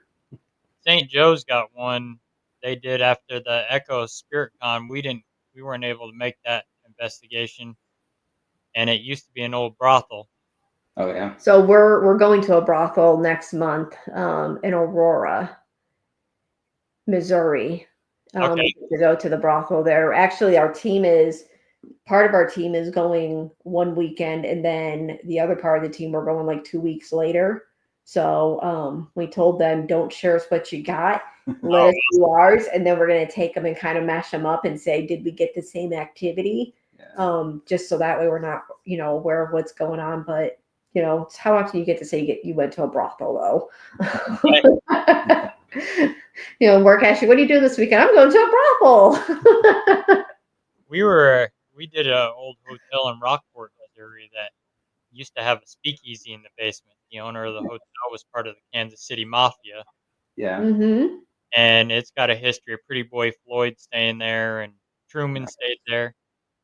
Well, he was bootlegging liquor from the liquor store underneath the street into the speakeasy, and we found his stash.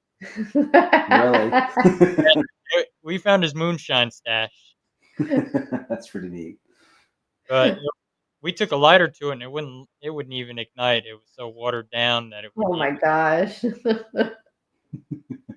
But that place was pretty active. That I had an experience in the library, and we heard footsteps, so we went up there.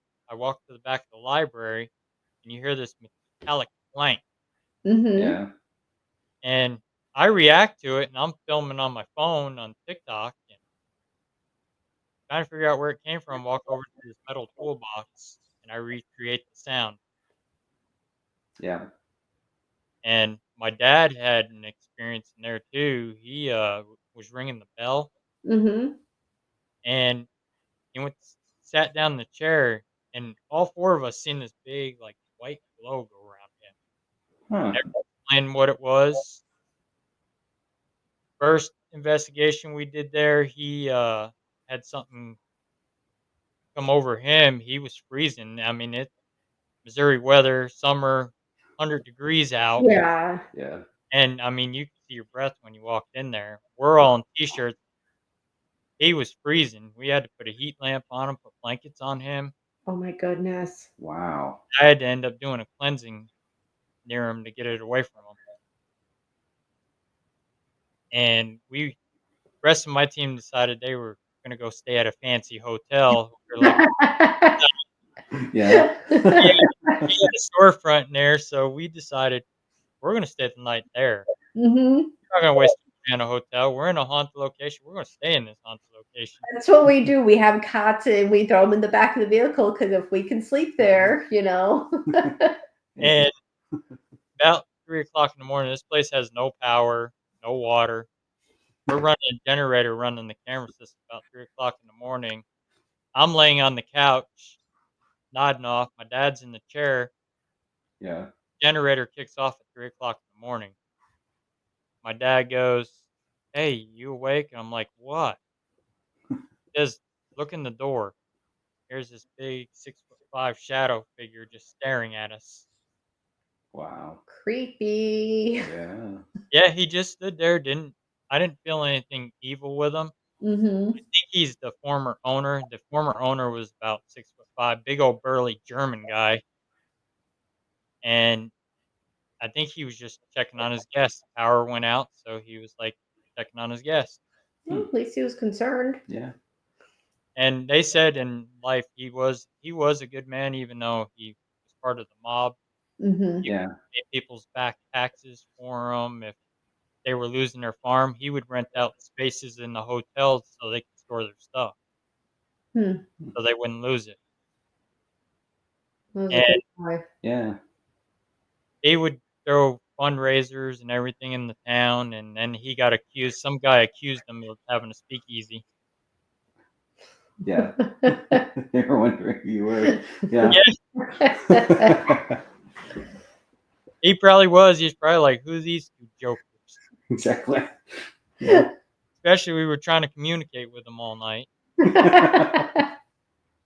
So do you ever, I mean, like, so I know we run into this, but how well do you handle, because I'm sure not everybody out there speaks English. How do you handle with different languages? I mean, do you know different languages, German, Spanish, French? I mean, how do you handle that?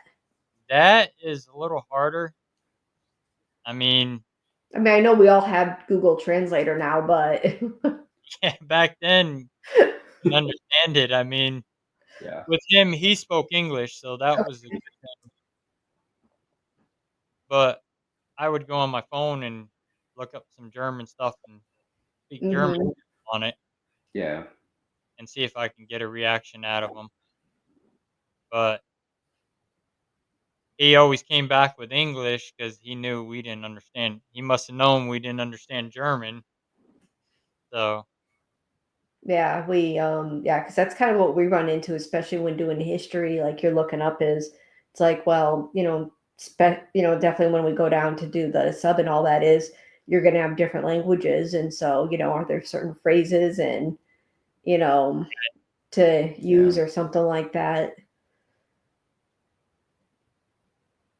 Indian mounds. Yeah.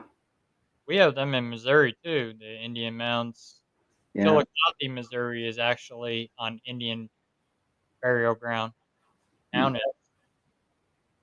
There's a lot of So activity that goes on in Chillicothe, Missouri. Yeah. yeah, so Oklahoma right by us, Cherokee Nation. Yep. We've reached out quite a bit trying to, get onto the Indian reserves and all that and reservations, but they're kind of really picky about who they allow on there to Oh do yeah. investigations. We actually did a residential case down there in Oklahoma. Did Okay. you? Yeah. Yeah, it was in Miami, Oklahoma, I believe. Okay. Okay. Yeah. Right on the Trail of Tears. Mm-hmm. Yeah. The Yeah. house we got called into, they're the only white family that still owns property around there. The Native Americans are trying to buy it from them. They won't sell the farm. Yeah. We got called in because the guy was doing demonic worshiping in his house, and he conjured up some stuff in his home, and his mom called us because of her grandkids. Mm-hmm. Hmm. Hopefully we're able to get that squared away and settled down. Yeah, we were, but I knew the guy was gonna revert back to his old ways, so Yeah. I advised mom, I was like, "Take those kids out of there because he's not gonna follow our instructions when we leave here. He's gonna go back to." He didn't even wanna do a cleansing with holy water. He says, "That's against my religion."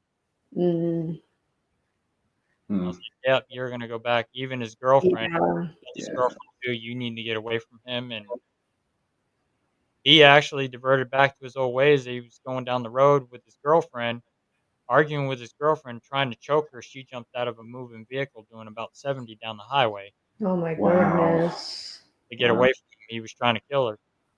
Yeah. And that one, I've got battle scars from that one. I've It got sounds pretty intense. Yeah. Yeah. razor scratches down my arm. Really. That's just not a good situation at all, Yeah. Oh, man. especially for kids involved. The one was 9 and the other was 10, and then he had a 19-year-old daughter in the home, too. Wow. Mm. Yeah. His mom, she come in there, she started cleaning house. She started taking all his demonic worshiping stuff and anything that resembled demonic stuff. She started tossing it and burning it. I ended up with he had a book on witchcraft and how to sacrifice and kill people and Oh my Wow. gosh. goat's head necklace, and they were using a Buddhist sing bowl for demonic practices. Not a good situation at Yeah. all. Not good. Yeah. Ended up confiscating all of it, Yeah. Mm-hmm. and it's actually I have it here, but it's outside. Yeah. Outside my shed. That's where I kept it until it's going on its way to Connecticut. Yeah. It's That's a good call. Yeah, it's headed to John Zaffis Museum. Told him when I take a road trip to Connecticut, it's going with me to you. Mm-hmm. Yeah. All right. Nancy says they have apps. But not for EVPs. Yeah. Yeah. The next big invention. Ride the river down there. It's no longer. Do you guys use a lot of the phone apps? Not a whole lot. Just because I don't like using the phone, especially if you have cellular on. I know you can turn on airplane mode.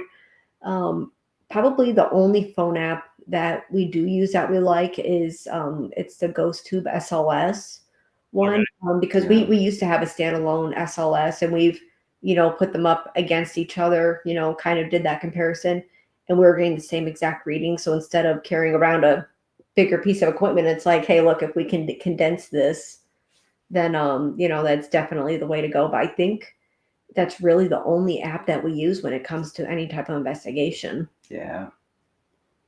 I, I've worked in technology for a long time. Like I'm not a programmer, but I work with programmers that build Right. apps and build, applications, and what you can do and what you're granting access to on your phone when you download these things. Right. It's very Mm-hmm. suspect on how they work. I'm sure there's some good apps out there, but I'm sure there's a lot of other ones that are really Yeah, programmed. there's only certain few that we'll use. I mean, there's called the ITC TV box. Yeah. That one we've gotten good results, and I was able to confirm several of the pieces we captured, like Robert Burdella from the Missouri State Penitentiary.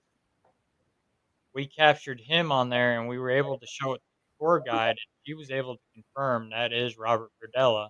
Hmm. And then we take a comparison, his mugshot to that, and Yeah. it's exactly the same. Okay. Yeah.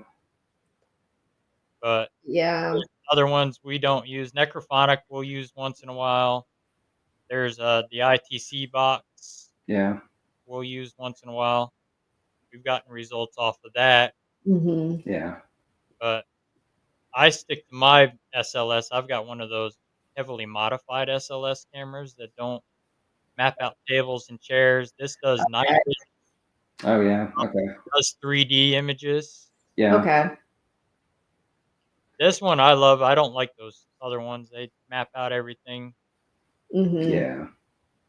but this one won't. You can set that somewhere and it won't even map out a chair sitting there. That's good. Yeah. Is that the new XLS version? I've seen some of Uh, those. this one's actually several years old Oh, now. okay.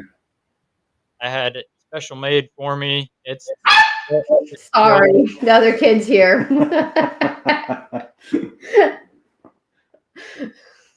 oh, Damien. Damien, he's from Scotland. He's Okay. Okay. ours. He's got Ouija board arms. Ouija board arms. Yeah, he's got Ouija. Yeah, I was Oh, okay. okay. Yeah, I was yeah. thinking, like, Gotcha. I'm thinking, okay. Okay. Yeah. That's Does the barge you mentioned earlier get more activity with it being on water? And do you feel there's more activity with saltwater or freshwater? It's a great question. All three of the ships that we're going to investigate are actually in the water. So it's kind of an interesting museum, like the sub, the barge, and the tug are all three at a port in the water. So I'm hoping that causes some more activity, but we won't know until we right. get there. And you're right. I mean, they were saltwater vehicles, so I don't know how Mhm. they're going to do in a river, but we'll see. Right. Especially, I mean, with running water, you get a lot of Yep. activity with running water and your limestone and Yeah, port.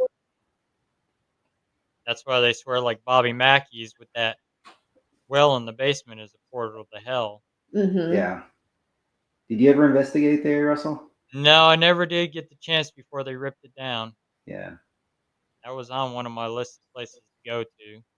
we hadn't either, but we had members of the team that had gone there, I guess, multiple times, and they told us stories of that they were checking out the basement, because the portal was down there and everything. Yep. And they said the only thing they got was when somebody flushed the toilet upstairs. It sounded like a demon just going through the whole place.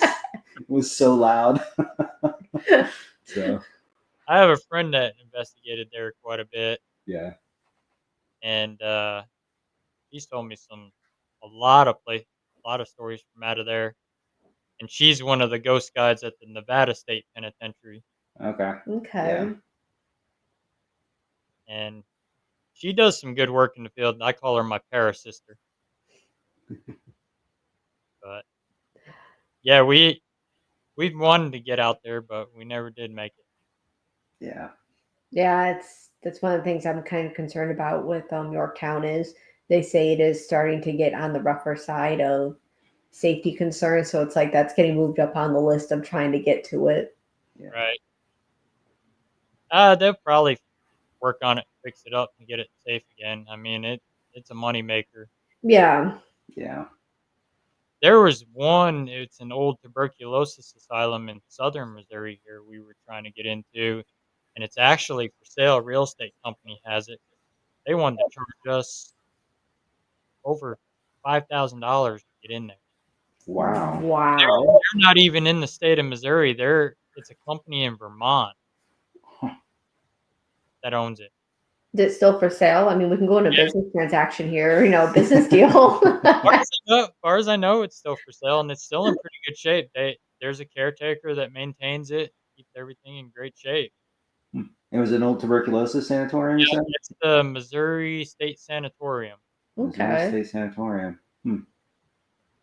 Yeah, we're always looking for those kind of places to see if we can, do the same thing that you're doing. Just talk to people and, Hmm. try to convince it in there. And nobody's been in there and ever investigated the place, so it's Really? unsafe. Okay.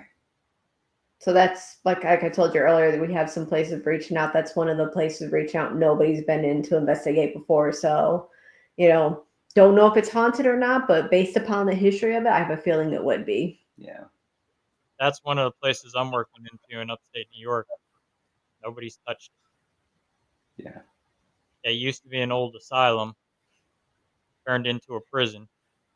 Hmm. Yeah. So, and we're working on that right now. And trying to get in there with the board of corrections. It's especially how New York State is. Yeah. But the guy's willing to. He's willing to work with us. He said, "Give him a That's call back. good. It's all this straightened out because I got to keep a guard Hmm. on with us for supervision because there's an active the prison, new prison's right next door to it, and they still use some of the property for the prison grounds. So Yeah. in case there's a prison break, Okay. That makes Well, sense. I the hope old you get into it. Yeah. the old hospital is still there and it's still in pretty good shape. I'm trying to convince them to let us have access to some of the other buildings too, Yeah. because activity is not going to stop at the hospital. Exactly. No. Yeah. This place is supposed to be like Penhurst. Really? Okay. Okay. You have to, definitely, keep everybody informed on that one. That would be pretty interesting to see. Yeah. Yeah, that's that. We're gonna film a documentary on that one. Okay. Yeah, it sounds like a good location for sure. Mm-hmm. Yeah. Yeah. And Pinhurst, you mentioned that one. That's on our list too. That one's. That's on my list. Living back there too, I've watched videos from Penhurst, people exploring it, and Yeah. it's had abandoned there, and the military had it for a while, and people would sneak past the military, get in there, Mm-hmm. and I've always wanted to go there, but never did. There was another place in Pennsylvania called Seven Gates of Hell, Okay. which is in York, Pennsylvania. Mm-hmm. We were talking about going out there, and we ended up not going because we started having strange dreams, and Hmm. our psychic of the group, she was having weird. She's like, "We can't go out there. We're gonna get hurt." She Yeah. picked up on an entity out there that knew I was the leader of the group. He wanted to talk to me, and he was one of the ones that, for the urban legend, went crazy and strapped his family to a chair and chopped them up with an axe. Oh my Wow. goodness. Okay. Which I'm actually writing a movie based on that urban legend. Oh. Wow. You need any extras? Yeah, when it's ready to go, yeah, I've I already. have no acting abilities whatsoever, credibility, but I'll do my best. Well, it's gonna be a good movie. My cousin Tony Sparrow is gonna be in it too. He's gonna play the doctor in it, Okay. and I've already got the blueprint done and the screenplay wrote. I'm working on the scripts now for it. Wow. Wow. That's Okay. exciting. Yeah. Yeah, it's got a good plot twist to it too.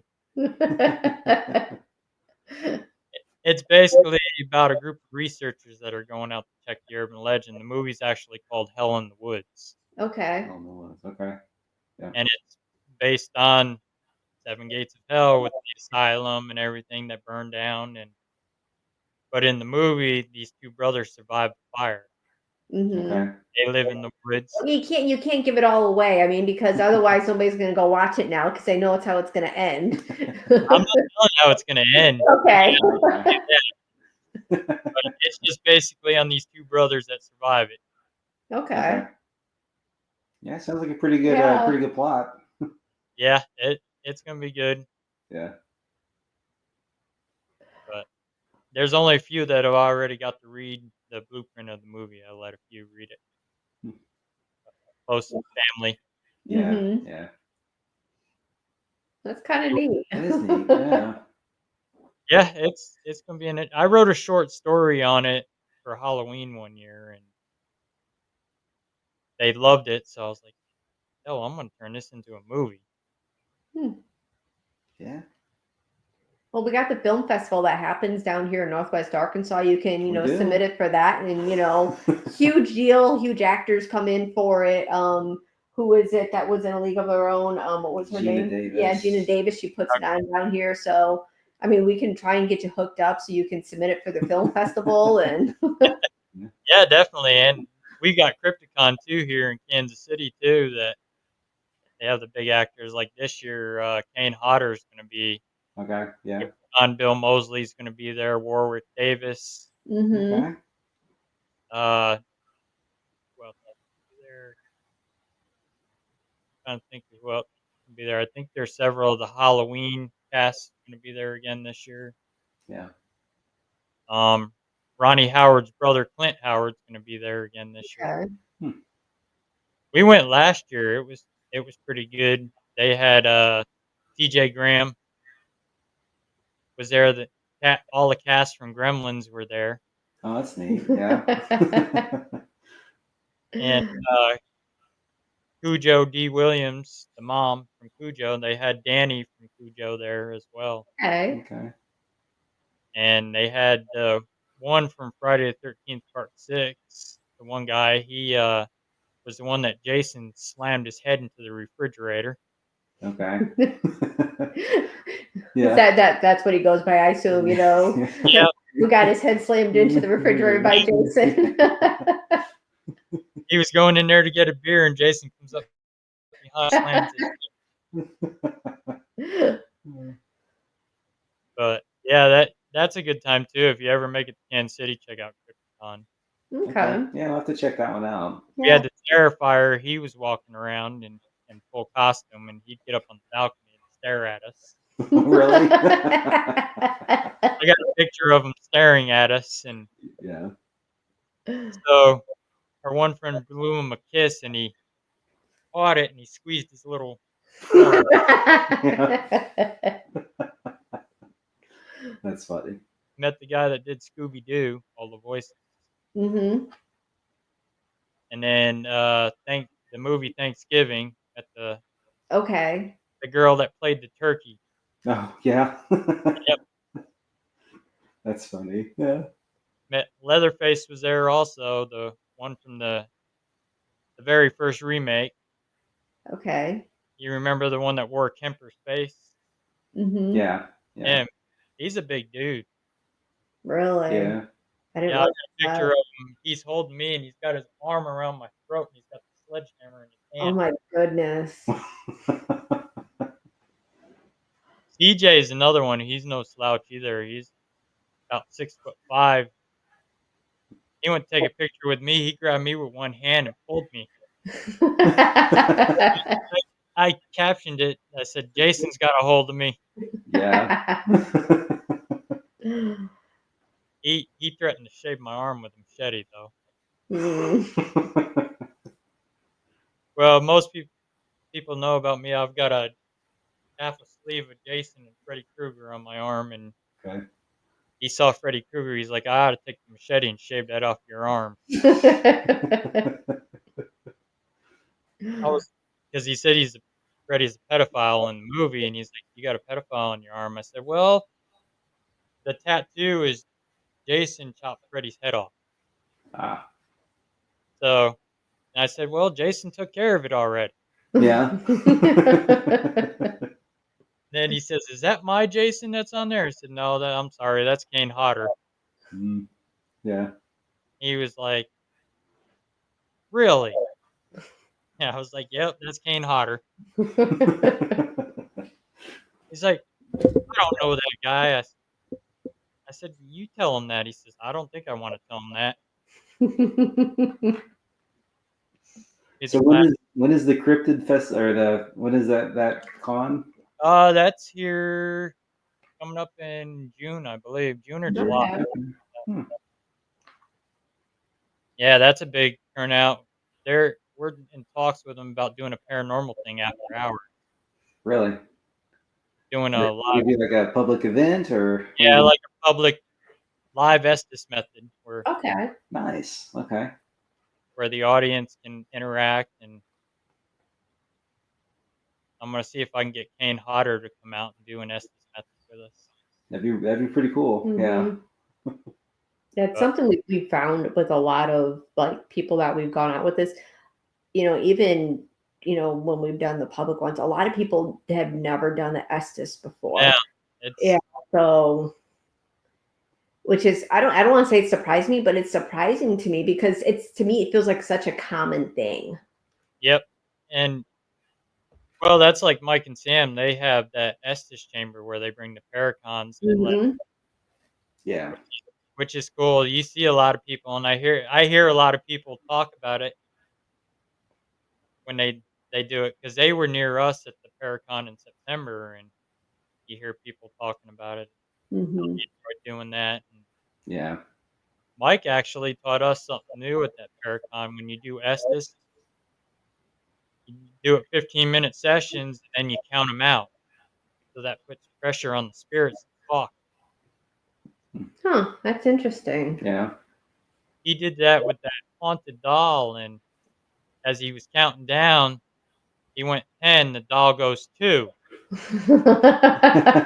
Then she told him to shut up. He didn't want to hear him anymore. Yeah. But that doll actually called my name a couple times, wanted me to take it back where I got it from, and I said, "I'm not taking you back. You were terrorizing a blind lady." Hmm. Hmm. And it wasn't happy either because I bound it to a case with holy water and metals and less salt. Yeah, Damien, I don't know how you do 8 hours straight of Estes. That's Oof, Yeah. I can't even work 8 hours straight, and that's work. I mean, let alone. that's and then I know it's physically demanding on your body. Oh Mhm. man, yeah. My lead investigator, Jen, she'll go an hour straight at Estes. Wow. I don't know how she does it. I don't Yeah. either. I get concerned for her when she does it, but I'm like, "You can't be doing an hour straight 'cause then she's drained afterwards." She did that at that courthouse event we did. She was under Estes for about an hour. That's a long That time. that is. I mean, because I know when we've done it, it's like, it feels longer than what it is. So I can only imagine what it would feel like, how long. For Yeah, I don't know about you, Dane. yeah. I think you're in a trance at that point, apparently, you know? Well, he flies on Red Bull, so Oh, yeah. so that's probably why. But, yeah, I couldn't do that. Yeah. We did, a different type of Estes at the Missouri State where you don't use a spirit box, put noise canceling headphones on and blindfold, you use your third eye, Hmm. Okay. and you let somebody ask questions. If you can hear them, we wouldn't answer. Yeah. And we picked up on a man at Missouri State in cell number 20. He was actually angry because Nesper had used his cell to store their stuff in. Okay. So I was able to confirm it by Wade from Nesper about it, and he says, "Yeah, he was a man. He wasn't happy that we were there taking up his space, so he went down to the dungeons where it was quiet." Hmm. And then we were picking up on the artifacts from upstairs, the leftover residual energy from them, Hmm. and then JB the firebug, I was able to pick up on him. And but even that night, it got crazy that night. There was a girl they actually had to bring back. She got overcame by the objects, and then she was up in the female wing, and she has what they call POTS disease. Hmm. So they Okay. brought her back to the lobby, and they thought they were gonna have to call a ambulance for her. My dad says, "Leave her here with me. Let me do some work with her." And he was doing put some holy water on his hands and did some prayers with her. And he had a cleansing medallion on his around his neck, so he gave that to her, and she snapped right out of it. Really? All seen this white light go around him like a guardian or something, and a bunch of them all just freaked out and ran out of there. Wow. Just something he does when he does cleansings on people. And we had several others that were up in the women's part. We got done up there, and we come back to take a break for a second, and I got looking at her. I was like, "You okay? You don't look like yourself." She's like, "No, I don't feel right." Hmm. Outside you go. Yeah. Did a cleansing on her, and then she was good after. Hmm. But with those objects, Wade even keeps holy water on them, electrolytes. Yeah. So they even asked us at the event how many teams here do cleansing. So we were one of the ones, and then there was a couple other teams, and then Ness. So Rob made that clear. You will be probably overtaken by some stuff tonight because of those objects being here. But When was that event, Russell? that was last summer, last June. Okay. They've got one coming up. It's a book signing Get Haunted does here in June at Missouri State. We're going to be out there for that. Yeah. That's That's such a neat place just to go through. If there's people on the I guess listening to this, if you haven't gone there, go do it. Go do the history tour. Just walk Yeah. around with the guards. It's just amazing just to hear what their stories that they tell, because these are we did one, and he actually worked. He was a guard Mm-hmm. before, you know, Okay, yep. I and know it who was you're talking about, so yeah. neat, yeah, just to listen to the stories that happened while he was working there. They've got some new cops in there now because he retired, so they got a few new cops that come in. And the one guy, he's a tall young guy he was there when we were there. We were talking to him about some of the stuff he's experienced in there. Yeah, And he almost got throat punched by Jenny one coming out of 3D. He's standing up against the wall and he's in dark clothes. So they all thought it was a shadow figure. And she warned him, she says, one of these times you're going to get throat punched doing that. yeah, Even the older guard cop that used to come there all the time when we were there the first time, we come out of cell house 4, he's sitting on the bench, and the rest of his team, they're seeing this guy, and they're like, "Look at that, that's a ghost, a shadow figure." I'm like, "Guarantee that's the cop sitting there.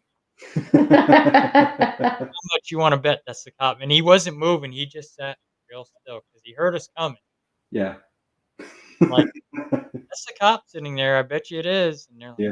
"No, that's a shadow figure." We get up close to him, and he turns his head and looks at us. I was like, "Told ya." Cop, yeah. Damien says, "Being solo investigator, I have to record a series of questions before I go play it on random shuffle while I'm at an Estes and compare video after." Greg, they're talking about Missouri State Penitentiary here in Missouri. Yeah, Yeah, I love that place, and it's never the same when you go there. It's always No, something. it's not, and that's, it's something we like is going. Even if you go back to the locations, you always get something new or different. And how, like they say, the female part, um, men, if they go up there, it's quiet. yeah. Now, when we were up there for that event with Nesper, there was a bunch of men up there, and we were actually communicating with a woman up there. They were doing necrophonic in the cell, and then we were doing on the other side burst EVP, Mm-hmm. and both were saying the exact same thing. It was a girl that was having an affair with one of the guards, and the guard threatened to kill her if she said anything.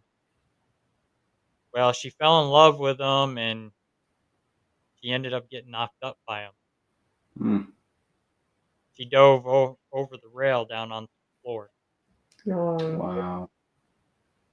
and Yeah.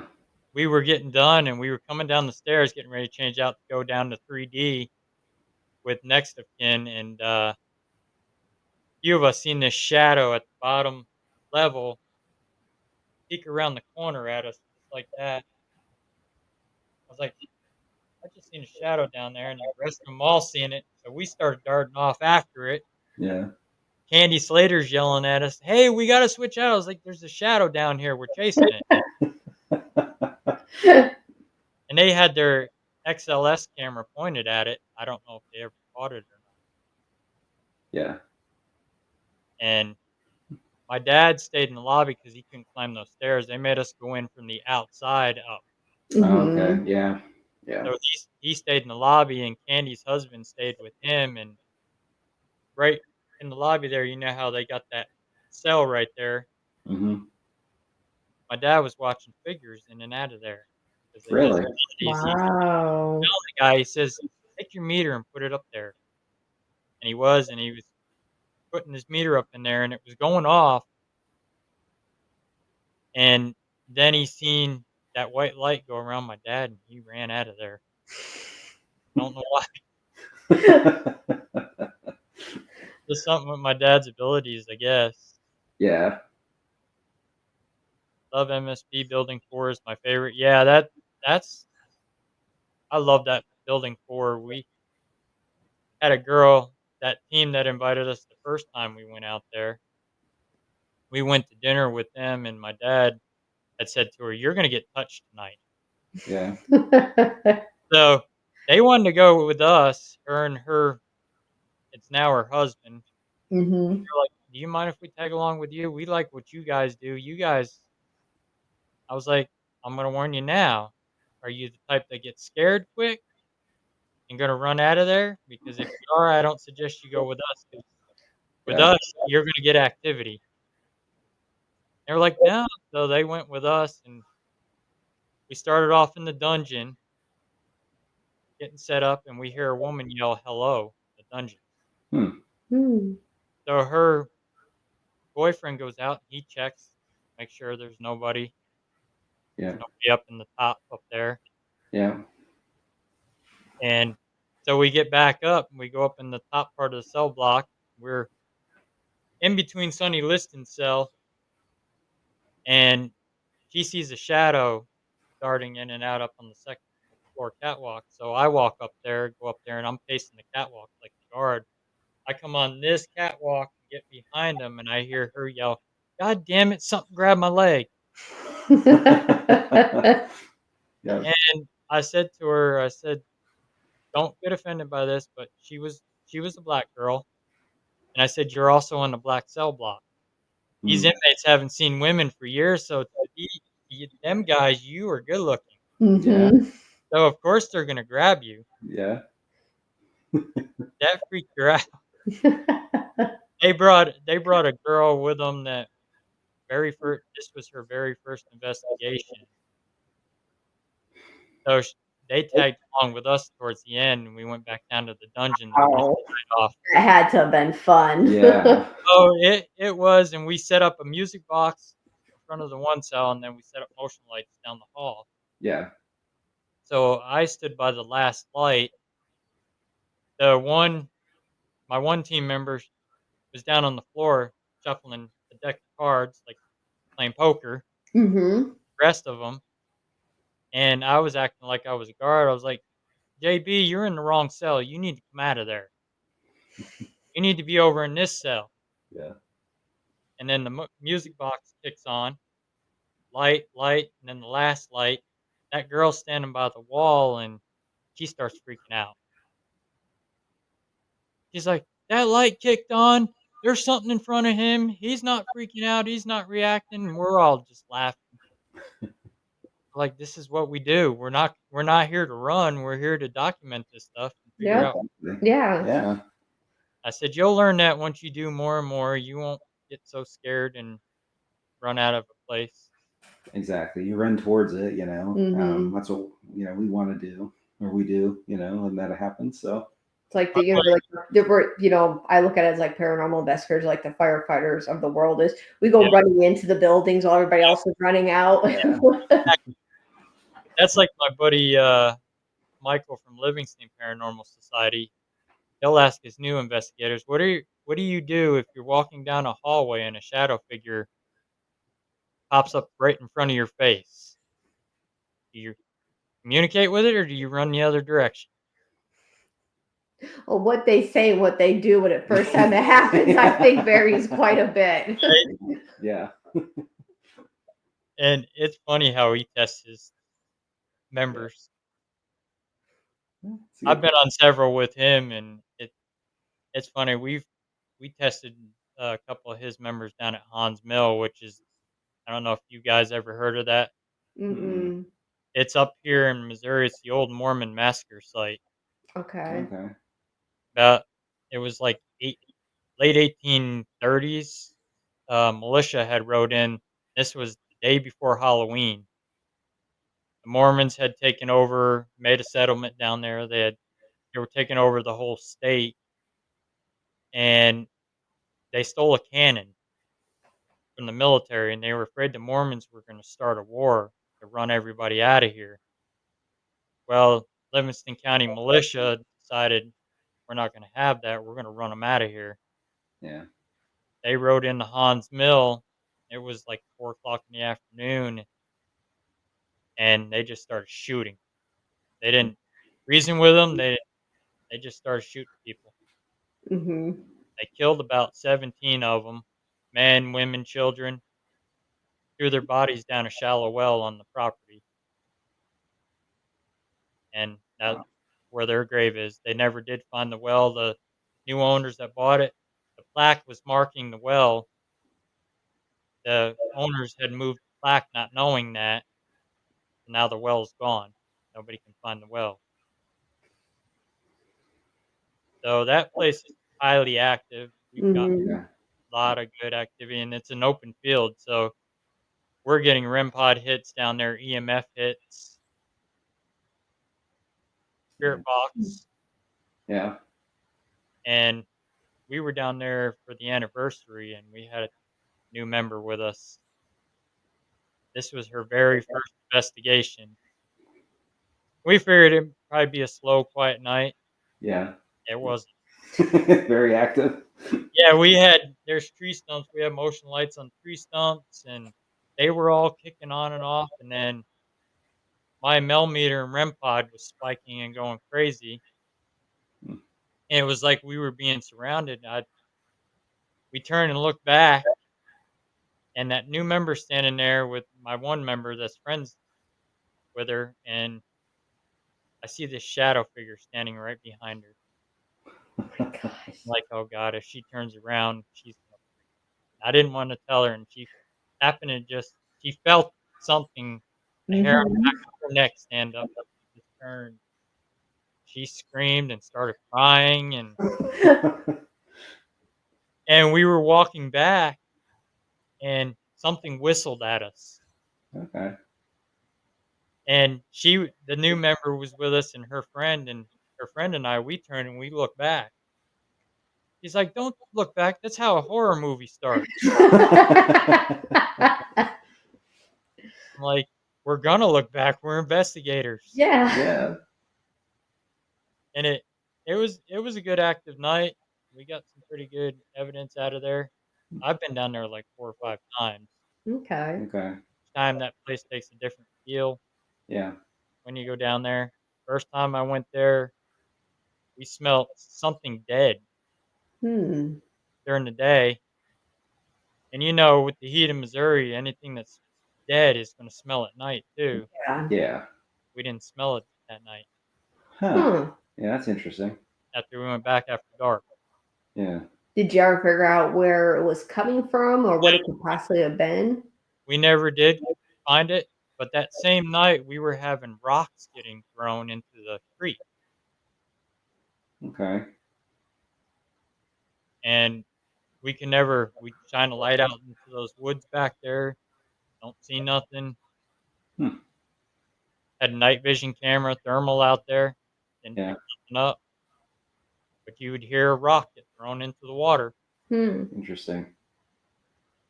and kids would go out there and they would party and camp out there because they knew it's haunted. They knew the Yeah. local legend. They bring Ouija boards out there and play with them, and I was like, well, that's a good reason to stir stuff up down Yeah. here. Yeah. They took a truck down there in the '70s full of dynamite and they blew it up down there. So there was a big crater, probably about that big, in the ground. Jumped down in there with my EMF detector. It would spike all the way to red, step back out, and go back to green. Go back. Wow. Wow. That's interesting. And then we both heard something in the tree line and look, and here's this figure peeks out from behind the tree, and it was only maybe 4 foot tall. I think it looked like a child, and my friend just immediately lost it, and I was like, "Stay behind me." And you could feel it down there. The energy had just shifted real darker and not wanting, and the EMF detector stayed red all the way to the car. We got in the car, so I held it out the window, and it followed us all the way to the top of the road before it went back. Wow. Yeah. And I was like, "Yep, it don't want us here." Yeah. We didn't go back for a while. We stayed away for a while Probably a smart thing. Yeah. because I took that as a warning, like, "You come back here, you're gonna get hurt." Hmm. And then didn't go back for probably 10 years, maybe. So when you did go back, was the activity or the feeling the same, or did it change? It One night it got about the same, and then when I had a few of my members down there, we didn't catch no activity, but you could just feel the energy was different. Hmm. Mhm. was quiet than usual. And then we went back several weeks later, and down there, the mosquitoes get crazy down there. They'll tear you. Yeah.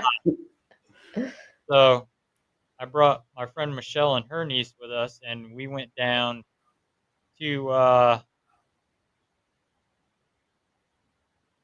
down to the creek down there and set up. I walked my dad to my vehicle, and she stayed there with her niece, and I walked to my truck to get some stuff, and my dad was having activity at my vehicle. Started the truck up for the air for him. I meet them halfway out. They're running. Like, where the hell you guys running from?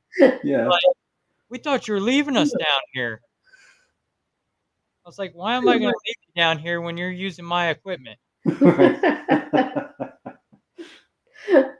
I was like, I should have. I should have just jumped in my truck and went up the road and shut the headlights on. But all right, yeah, we're gonna get ready to wrap up here, and I thank you guys for coming on. If people want to get a hold of you for Paracons or Yeah. Let me. We're not signed into the chat that's going on, but I can drop this into the chat with you, Russell. If you want to drop this into the other one, it's our link. We have a link tree. It's a link tree / KAM Paranormal. And that has all of our social media, Facebook. actually, I've got it. It's on the Supernatural Inc. page. If you Okay, want, Okay, perfect. awesome. Yeah, so if they want to get a hold of us, that's the best way of doing it. Click out there; it has our email address, and they can link out or send us a Facebook message, whatever platform you use. That's how they can get a hold of us. all right. And I thank you guys for coming on. We appreciate you having us on. Thank Yeah, you. really, really good talking with you, Russell. Anytime you want to do a part two, you're more than welcome. You're We always welcome on the appreciate show. that. Yeah, we'll keep you in mind for collaboration too in the future. I know you're super busy and your dad, but we'd love to get you out on an investigation. Yeah, definitely. We're gonna try to do more. I mean, the residentials, they get us tied up Hmm. Yeah, since we're one of the few teams that do them now. Everybody's straying away from them. They're more doing events and stuff now. yeah, So if you want to hang backstage for a minute, I'm gonna close the show out, and sure. All right, we can do that. Thank Thank you. Thank you. you for everybody Yeah. for joining. we'll see you in a few minutes. All right. Thank you guys for joining me tonight. Tune in next Saturday. My guests next Saturday are Tennessee Shadow Chasers out of Tennessee. They're the ambassadors for your shrine out in Tennessee. And we will see you all next week. Stay safe, stay humble, and stay out of trouble. Have a good night, everyone. See you next week.